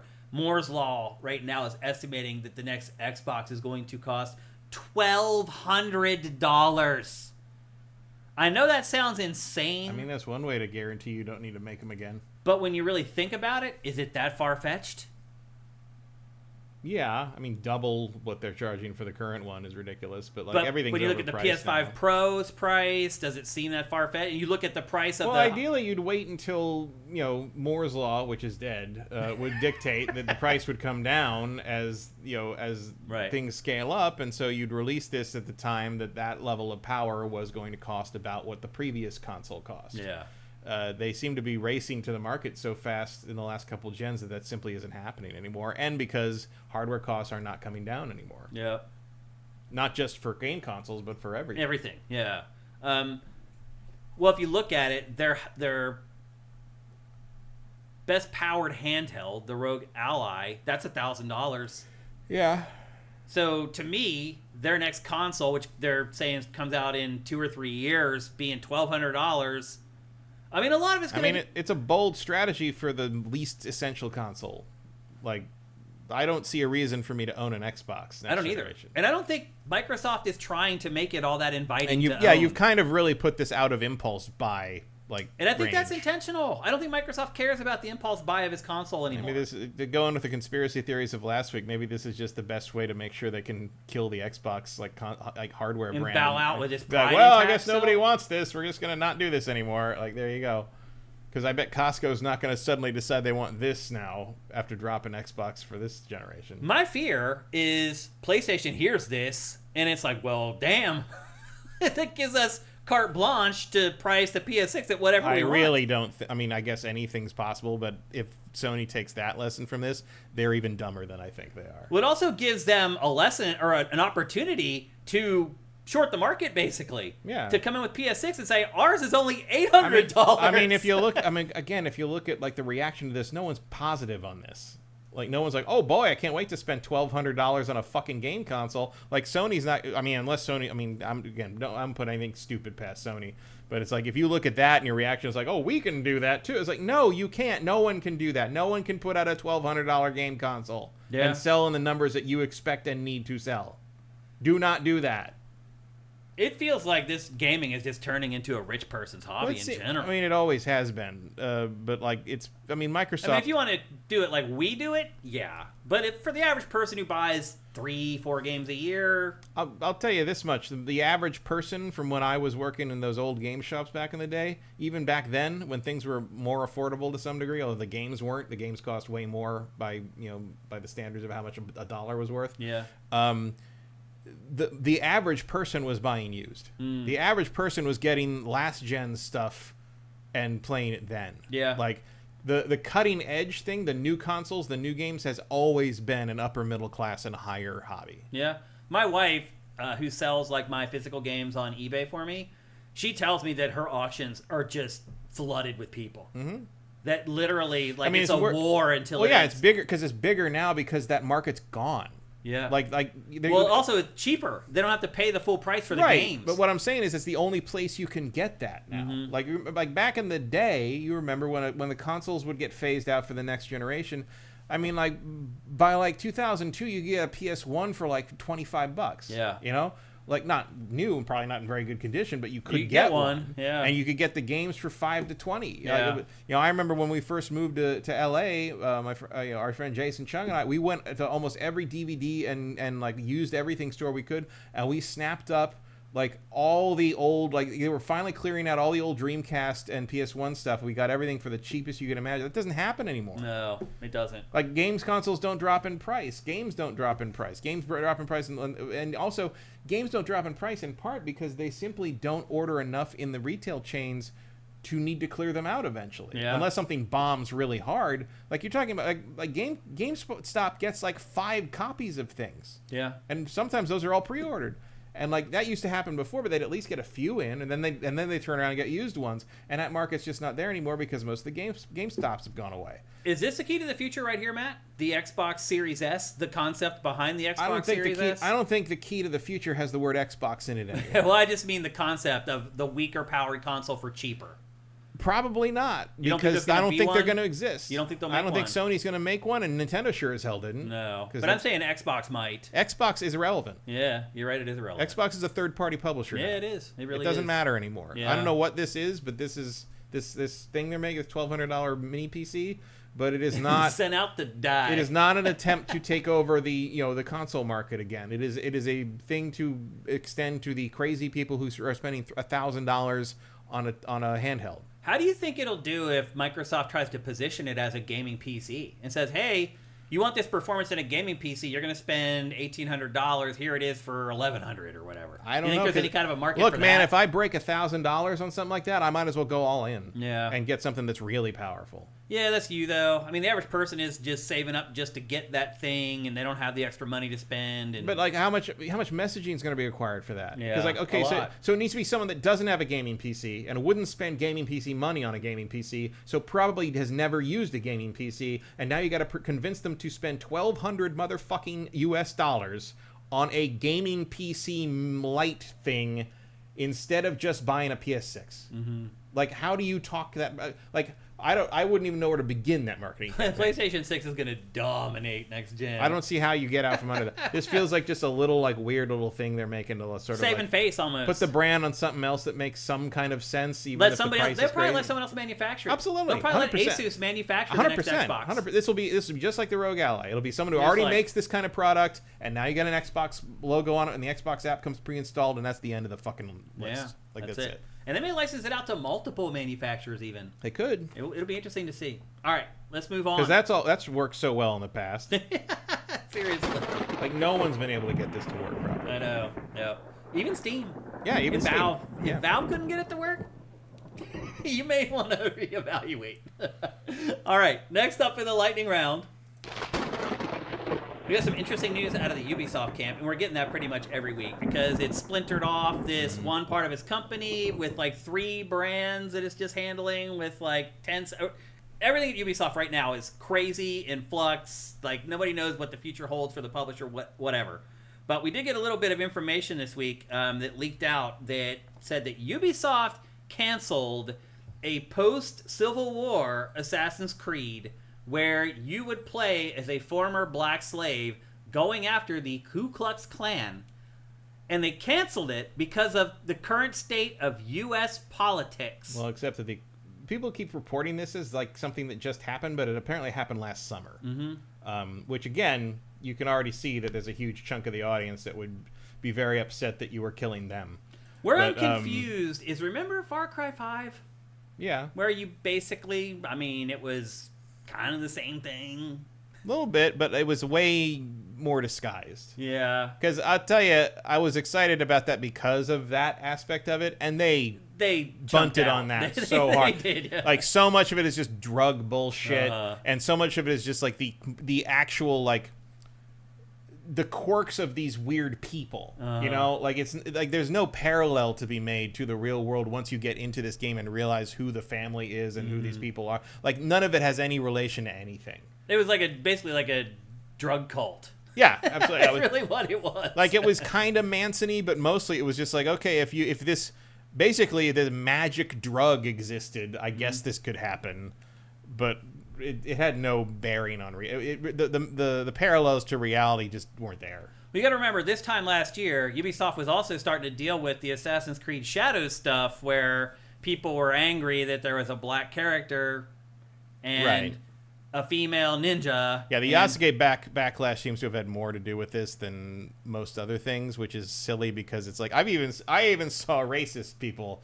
online this week going like, well, no, I didn't like that there was a black guy in the samurai game, but a black guy who's killing Ku Klux Klan guys makes sense. Like, that's the right place to put a black character. It's like, okay, asshole, whatever. But like, it's I mean, look, man, I would have bought this day one. Oh my god, that sounds like the best Assassin's Creed ever. Seriously, 100%. like the best Assassin's Creed ever. I mean, I really liked Freedom Cry, which was like, which was the first mate in Black Flag going around freeing slaves in the Caribbean, which I thought that was great. Like when you can address some of these actual historical like injustices and sort of wish fulfill and power fantasy them into like what if these forces, you know, what if the assassins really did exist and we're able to put some of this stuff right? Like, that's a really cool idea. That's a good way to use your historically driven fantasy sci-fi game. Yeah. Like, I think that's a good idea. And here we are at a place where art is being affected by politics. I mean, some of that is just realizing that the audience would be so divided on it that you have no chance of selling the amount of copies you need to sell. Yeah. To pay for it. I mean, but that's art being influenced by politics. Well, it's art being influenced by politics, but it's also art being influenced by capitalism. Yeah. Like, that's just, you look at this, you know, artistically, that sounds like a really good idea, but you look at where we are right now and what the market is, and that the market's not going to support that game. Yeah. Because half of the people are going to think it's about them. Right. Yeah. So there you go. I mean, it's just a shame that... I mean, the fucking Wolfenstein games would get pushed back now. I know. And Matt, can you believe that we're at a place where going after the Ku Klux Klan is like I can. death knell for like a pop culture product? Yes, I can. That is insane. That is America. How are we back at 1950 all of a sudden? We always were here. No, they were just quiet I get that, about it. but those quiet people should still be quiet. Like, it's sad that we're at a place where they feel emboldened to the point where they think it's okay to get mad about going after the Ku Klux Klan. Well, the pendulum swings. And it will swing back. It's so disturbing, Matt, what is happening. It is just, I can't even put it into words. I never dreamed that we would ever be in this place in 2025. Ever. It has always happened. It's just, I know, but they were... This isn't even the worst it's ever been in this country. They were shoved in the closet where they belong for years and years. And every couple generations, you got to shove them back. It's just... The parallels to the early 20th century and America's attitudes towards this kind of thing are remarkably similar. So... and Ubisoft is, again, in a stronger era for Ubisoft, you probably could release this game and just be like, fuck all y'all, like, we're doing this thing, it's a bold move, but they're in too delicate a condition to take that risk. People were pissed off about Far Cry 5 before it came out, because don't forget, the trailers for that, while you played the game and they hedged their bets on the game, trailers leaned into the MAGA thing. And people were pissed off, and they still released it. Yeah, but probably knowing that they had nerfed it already. Yeah, the game is so thoroughly toothless in that regard that I can't believe it was redone in any way. It had to be just somewhere along the line, someone realized there was a even the marketing people maybe just realized, like, oh, we can line this up with what's happening right now, and that'll be a good marketing campaign. And it was a good marketing campaign, but it was just irritating when you got into the game and you realized that it was not that. Yeah. And actually, I think that's one of the most boring games in the series. I found a bunch of drugged out weirdos in underground bunkers to not be a very compelling villain. Yeah. The crazy part is, back when I skated and I was in punk rock bands, there was this skater named Jim Thiebaud, and one of his graphics was a KKK member hanging from a tree. And that's all it was. It's a tree and a KKK member hanging from the tree. And I bought the skateboard, I had the t-shirt, on my bass guitar, I had the sticker of the KKK dude being hung on my... And there were Nazi skinheads coming to our... I put it on there because of that. To tell them, get out. We don't want you here. And, like, I wonder if I could... I was wearing that stuff in central Pennsylvania in, like, the 80s and 90s. Nobody ever said a word to me. People would stop me in the mall and be like, that's a cool shirt, man. Like, where'd you get that? I don't think I could wear that now. I think some idiot would come up to me and be like, oh, in central Pennsylvania. Here. I think it would happen here. Maybe. That's just the way it is. No one's ever given me static for my This Machine Kills Fascist X-Wing shirt. Really? You wear it out in public and no one said anything? No. Well, I mean, people said they like it and asked me where I got it, but no one said anything negative about it. That's good to hear, because I don't feel like I could wear... That shirt now is like all raggedy. I can't even buy them anymore. But I feel like if I would wear that around, like somebody would say something to me about it, which is just disgusting. But that's where we're at. So anyway... art being changed by our current political climate. I mean, that's really what it is. Capitalism ultimately, because I don't think they can sell it. But if it weren't for the politics, the capitalism wouldn't happen. So it is the politics at the root of it all. So it sucks that that's what's happening, but that's where we're at. Next up, politics always influence art. It does. Yep. Next up in the lightning round, we reviewed a game called FBC Firebreak not long ago here on GameFace. It was also a cooperative shooter that you play with friends set in the Control... You did. I did. Set in the Control universe. I actually kind of enjoyed it. It did get a little bit repetitive pretty quickly, but as it turns out, the game has completely flopped. It is... the issue here is that Remedy spent $17 million on this game, and they were going to use the money generated from this game to help finish the development of Control 2. And sounds like somebody should have come to the consulting agency.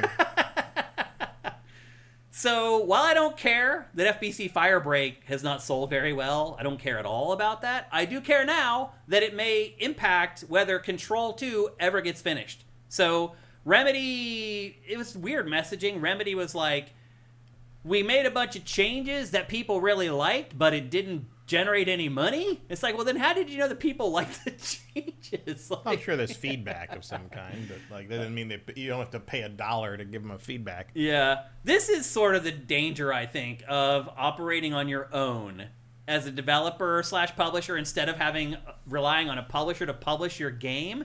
Because let's be honest, it's also the danger of falling into the trap of making a live service game because it's fucking stupid. Mm-hmm. Like this market is so saturated. What did you think was going to happen? Well, I think they thought that people were going to really like it, and it was going to create this endless stream of revenue that just kept filling the coffers while they worked on Control 2. Well, that's the pitch you give for it, but that's not what happens to anyone. Like that. When was the last time that happened? Yeah. When was the last time that happened? That's a good question, Matt. When is the last game as a service that was a success? Marvel Rivals, which is now down 85% or something player base, like not even a year later. Yeah. Like this is a done market. The market is done. It's even cooked. Fortnite is starting to show some soft. Yeah, it's over. Yeah. Like don't try to enter this market anymore. It's over. Yeah. Wait for the next hot trend someone else who's actually making new shit will come up with that you can then jump on the bandwagon 4 years too late next time. It's like the idea behind it is like I admire. Like, because I run my own company. I would love to start a bunch of IP that I own and like generate money. But, like I get the concept, but it ultimately But you already started this IP. You didn't, like, this could kill them. Uh-huh. For no reason. It really could kill them. Yeah.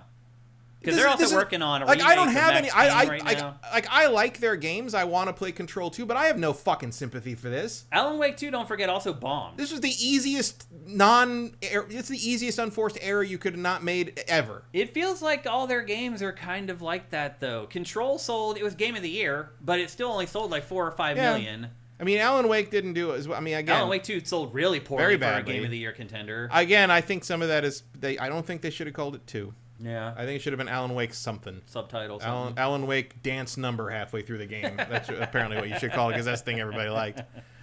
I just don't understand why people keep throwing money into this game as a service hole when it's, especially when it comes to these like co-op extraction shooter things, when it's so clear that this whole thing is over. Like, it's like buying a $20 scratcher, like this lottery scratcher. Like this, exactly. Yeah, you're risking a ton of risking a huge.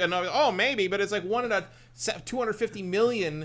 It's literally lightning striking. Yeah. That like one of these games takes off, and even when they do, like Marvel Rivals, it was largely because of the license, largely because it was free, and now it's over. Yeah. It didn't even last a year. This game even tried to do some different stuff. Like and they didn't even do anything wrong. Yeah. Yeah. I mean, this game isn't bad. I mean, they executed on the vision fine. It's just, it's not a vision that a lot of people are interested in. What in the world did you think this was going to do? Yeah. Like, I just don't understand. It's pretty silly. And now they're working on Max Payne remakes right now. Like, basically, Remedy is just spreading itself real thin. Very thin. And it's like, you need to figure out what you can do that's going to generate revenue and put all your people on it so it turns out as good as possible. Like, Remedy's not that big that it can be working on 3 and 4 games at a time. So, I don't know what's going to happen out of this. Do you think we're going to get Control 2? I don't know. Do you think Control 2 is a good idea at this point? I don't know. Like, I mean, again, I like Control 2. I like Control a lot. Yeah, it's my game of the year. I liked Alan Wake 2 fine. I like the presentation more than the game part. Yeah, me too. But, like, it would suck to lose the voice that is Remedy in the medium. They're important, you know? for sure. And, like, this just, like, gee, they can't act irresponsibly like this. It's like, this really... is such the wrong way to utilize what, you know, the world they make. I'm surprised it cost $17 million to make this game. That seems crazy. As in too high or too low? Too high.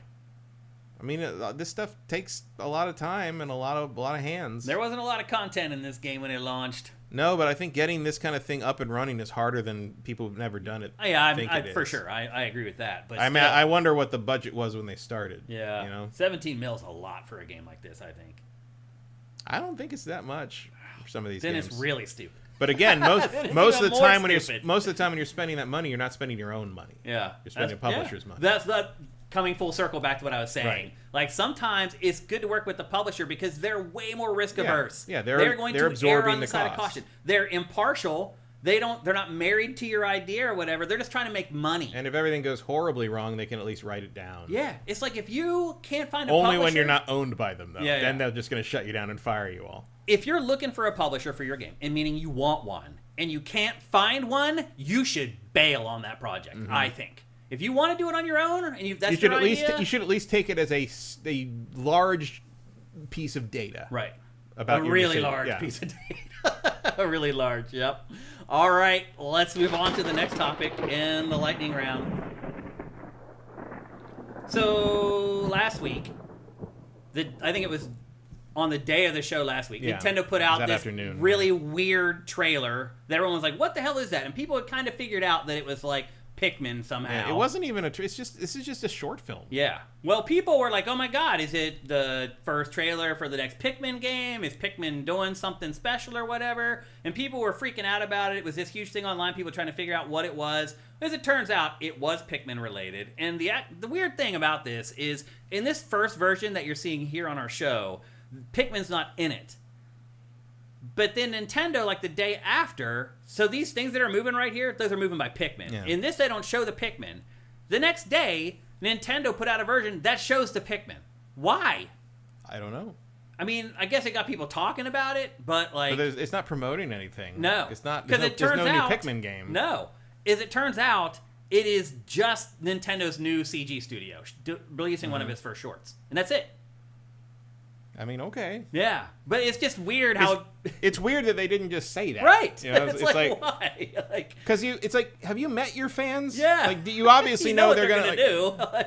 Maybe that's some of the point because it created buzz. Right, but it's like, what was the buzz for? For nothing. There's no product. Oh, we have a CG studio now. To do random short films about things. Is this what they're going to do? I don't know. I mean, I get that Nintendo obviously is moving into films and things like that. I didn't think it would start like an internal... studio. Yeah, it's interesting that they're doing, because like the entire, especially the Japanese game industry, has been, you know, very reticent to do anything like that after what Square went through with Spirits Within. mean, they established that whole CG studio with all the huge render farm in Hawaii and made one movie, and it all collapsed in on itself. I mean, that building is still empty. It lost its ass on that whole That thing. almost killed Square. It almost did, yeah. And it ended, Sakaguchi left after that. Yep. In shame. It was a disaster. It really was. And you'd think the people that are pushing that new AI actress would remember, because they basically tried to do that with the woman, the non-existent CG woman who played the main character in that, like they're Aki or whatever. Yeah. Like they were like, she was on the cover of Playboy. Yeah. It was so weird. It's weird. Yep. Yeah. So that was that era where Square really thought they were going to rule the world, and I struggle to think of another company that has established a wing of something like that. I mean, usually you use companies that are dedicated to making, like Blur or like CG houses, movie making houses essentially. And Nintendo having an in-house thing for this, I don't know. The only thing I think is that Nintendo are such control freaks that it does make sense they would want full control over whatever this is, and it means you never have to send any of this stuff out of house again. Maybe they want to make the Zelda movie instead of let someone else do it, or the next Mario movie, the third Mario movie. Well, the Zelda movie's live action, right. So that's not going to work. Yeah. But like what I'm saying is like maybe this is a way to do all their cutscenes and all their promo stuff like this in-house, so they never worry about leaks. Like the big elaborate Smash Brothers opening. Yeah, well, because you never have to worry about a leak again, because you don't have to send them out of house to some post department or something outside. It's possible. It's also funny that Nintendo puts out its first short and it's literally a baby. Right. It's like your kiddie image that you've been trying to shed for the last 30 years. Well, I think what they're going for here is more of a Pixar thing. Yeah, for sure. So, yeah. And it seems to mostly get there. Yeah. It's pretty good. Yeah, it's cute enough. The CG quality is great. And I believe the implication here is that adults can't see them. Oh. I think the that's Pikmin. The Pikmin. I don't think Pikmin are visible to adults. Interesting. That's what I got from because I think there's still a Pikmin sort of hanging near that pacifier when she goes to pluck it off and she doesn't react to it. Yeah. It was weird. The way the whole thing was handled was very bizarre. So the idea that Pikmin are like magic is odd, or that Pikmin are a function of belief. Yeah. Which I guess would make do the Pikmin only exist because Olimar is so desperate to go home? Did he create them through the mind powers? Now we are thinking way too much. And now they're all just left on the Earth with nothing to... But also, like, the Pikmin games seem to exist in a post-apocalyptic Earth. Yeah. So maybe this is the beginning of a film saga explaining how this world... Maybe that baby grows up to be the person who destroys the Earth. No. And Pikmin inherit the world. Maybe. That would be an odd future. All right. Maybe that's a little more Kirby than Pikmin. All right, we have one more story left in the lightning round.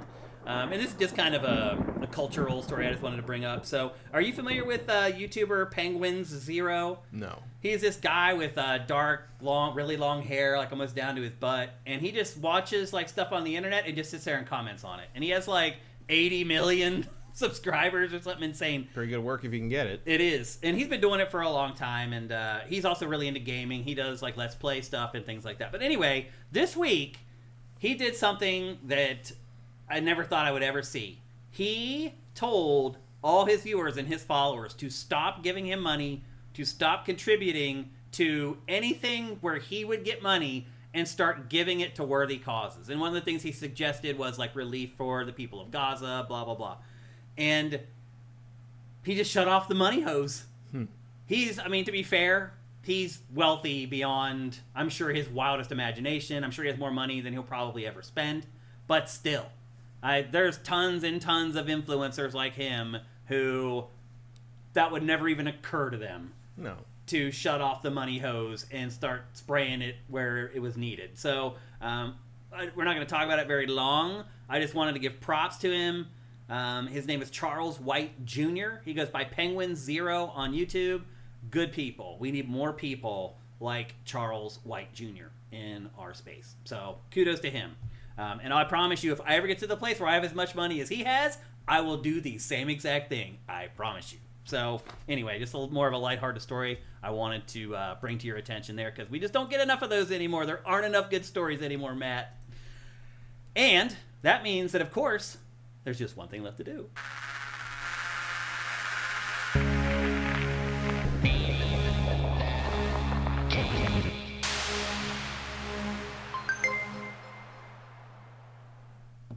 That's right. It's time for Name That Game Tune, brought to you by Soundwizardry.com, the absolute wizards in-game audio. If you're working on a game right now that has audio, which means every game that you're working on right now, hire Soundwizardry.com. Boot your audio team to the curb. They're not as good as Soundwizardry.com. I promise you that. Upgrade, make the audio better in your game. Go to Soundwizardry.com. Unless your audio team is Soundwizardry.com already, in which case you should not boot them for Soundwizardry.com. Fair. That is fair. Thank you, Matt. I appreciate that. They're probably not better than themselves. Although, I don't know. if anyone could be. They're pretty awesome. And they're so awesome that they sponsor this cool thing that we do called Name That Game Tune, where I play you 5 audio samples from a video game, and you try to guess the name of the game before Matt here. Couple things before we get going. If you don't play PC games, please do not play, because if you win a PC game, and I don't want to spend money on something that's just going to get flushed down the toilet. So don't play if you won't play PC games. Also, the chat goes into slow mode, meaning that you can only enter a chat once every 60 seconds. So do not spam the chat. You will lose. And then finally, you can only win once per calendar year. So if you've already won this year in 2025, please do not play. If you do win, you won't get the prize, and you'll ruin it for everybody else. So if you've already won this year, just sit back, watch, and enjoy. Okay, Matt, are you ready to play Name That Game Tune? Mm-hmm. And of course, folks on YouTube, I apologize. This is where we have to break away from you awesome people, and we can only do this game on one service, and we've chosen to do it on Twitch for a bunch of reasons, but mostly because that's where people have been playing it all along. Okay, let me bring up the board here. Is the level good for you, Matt? The audio? A little higher. Okay. Turn it up a little bit. That's full bore. So that should be about as good as it gets. All right, you ready to play Name That Game Tune? Mm-hmm. Are you guys ready to play Name That Game Tune? Here's the first sample in 3, 2, 1.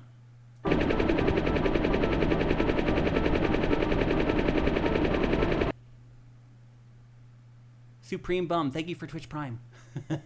Contra 3, The Alien Wars. Not Contra 3.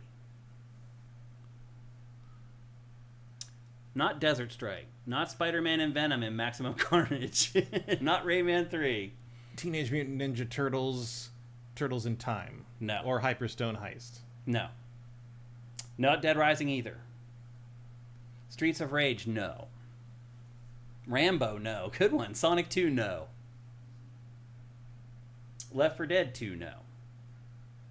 What is the name of the Super Nintendo one? Follow the Foot Clan, no. No Surf Spider. That's like the 5th Teenage Mutant Ninja Turtles game. It's not Follow the Foot Clan. You have to be more specific, Surf Spider. You have to give the subtitle. Hype Train incoming! Right at Name That Game Tune. Thanks, everybody. That's because of you guys. Because of your donations, your Twitch Prime, your buying subs. Thank you. Jazz Jackrabbit 2, no. Choplifter, no. All right. Going once. Going twice. Okay. Vincent says, I thought there was a GameCube game that was just TMNT. I actually didn't. Is there? But it isn't that. It's not. The music wouldn't have sounded like that on the GameCube. Yeah, right. That's true. Okay. Here's the second sample in 3, 2, 1. I'll play that one more time.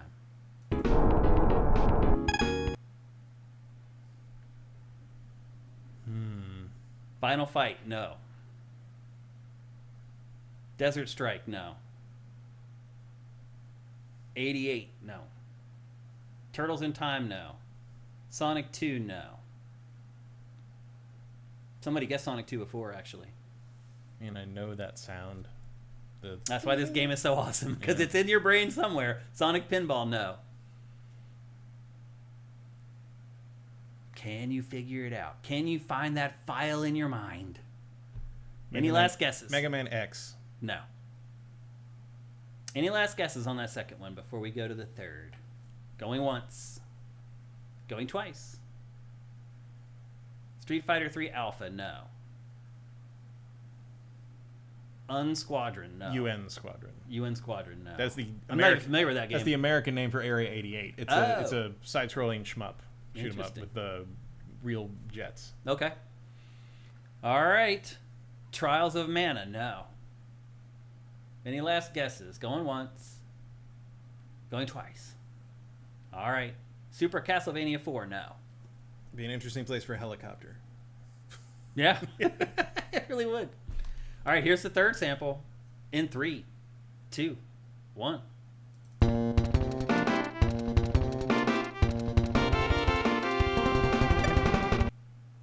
Chrono Trigger. No. Desert Strike Eagle, no. That was a pretty big sample. Double Dragon versus Battletoads, no. Too Quick Capri says he knows it. Revolution X, no. We have a winner, Ed Rock the Truth. It is just a millisecond in before Threadzilla. Ed Rock the Truth with Pilot Wings for the SNES. We have a winner. Awesome job, Ed Rock. Threadzilla, you were so close, man. You were right there.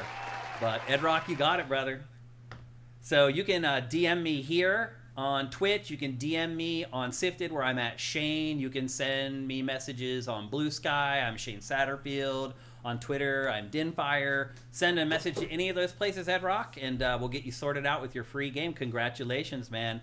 And that is a tough loss, too, right there. I mean, literally one split set. I mean, your connection probably decided who won that between Ed Rock and Threadzilla. Or our connection. Right. Or you may be right. It may have something to do with that as well. But we can only go by how the chat comes in. So congratulations, Ed Rock the Truth. Ed Rock, have you been playing all this time and you finally won? Is that what's going on? That's awesome. Congratulations, man. Thank you for all your support, by the way.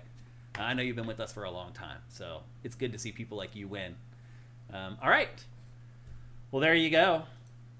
That's GameFace episode 454 right here on Sifted Games at sifted.net. We'll be back here next Tuesday at 1 p.m. Pacific, 4 p.m. Eastern. Everybody who watched us live for the first time, don't forget, come back and see us next week.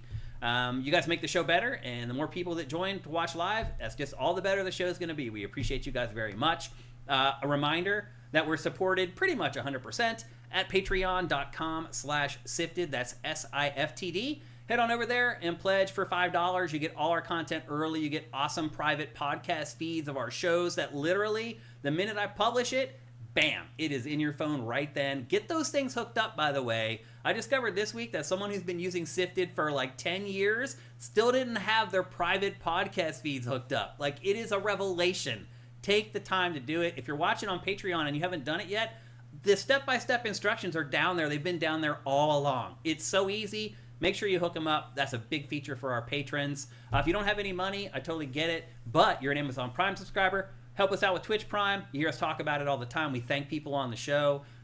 If you could do that, that would be sweet. You give us a free $2.50 every month, and that really is free, not like a game on Game Pass.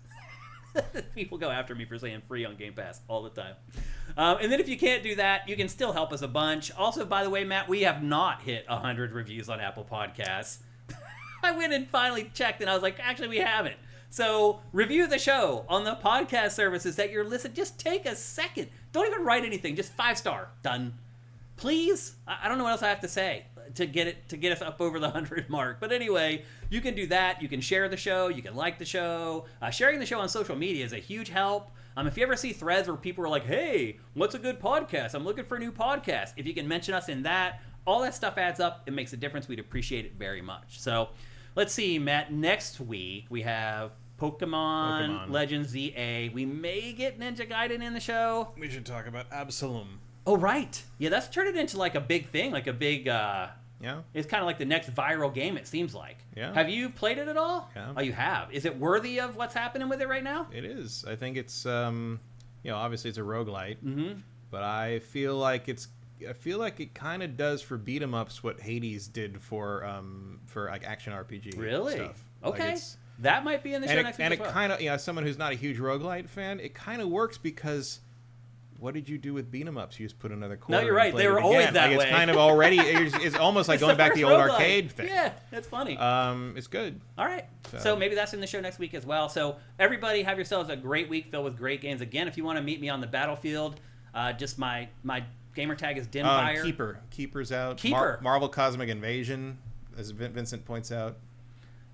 The show's going to be rocking, people. I told you, from now until the rest of the year, GameFace is going to be rocking. Thanks to everybody who showed up in chat on both YouTube and Twitch. Again, you guys make the show better. We appreciate you very much. Everyone have yourselves a great week filled with great games. GameFace is up and out.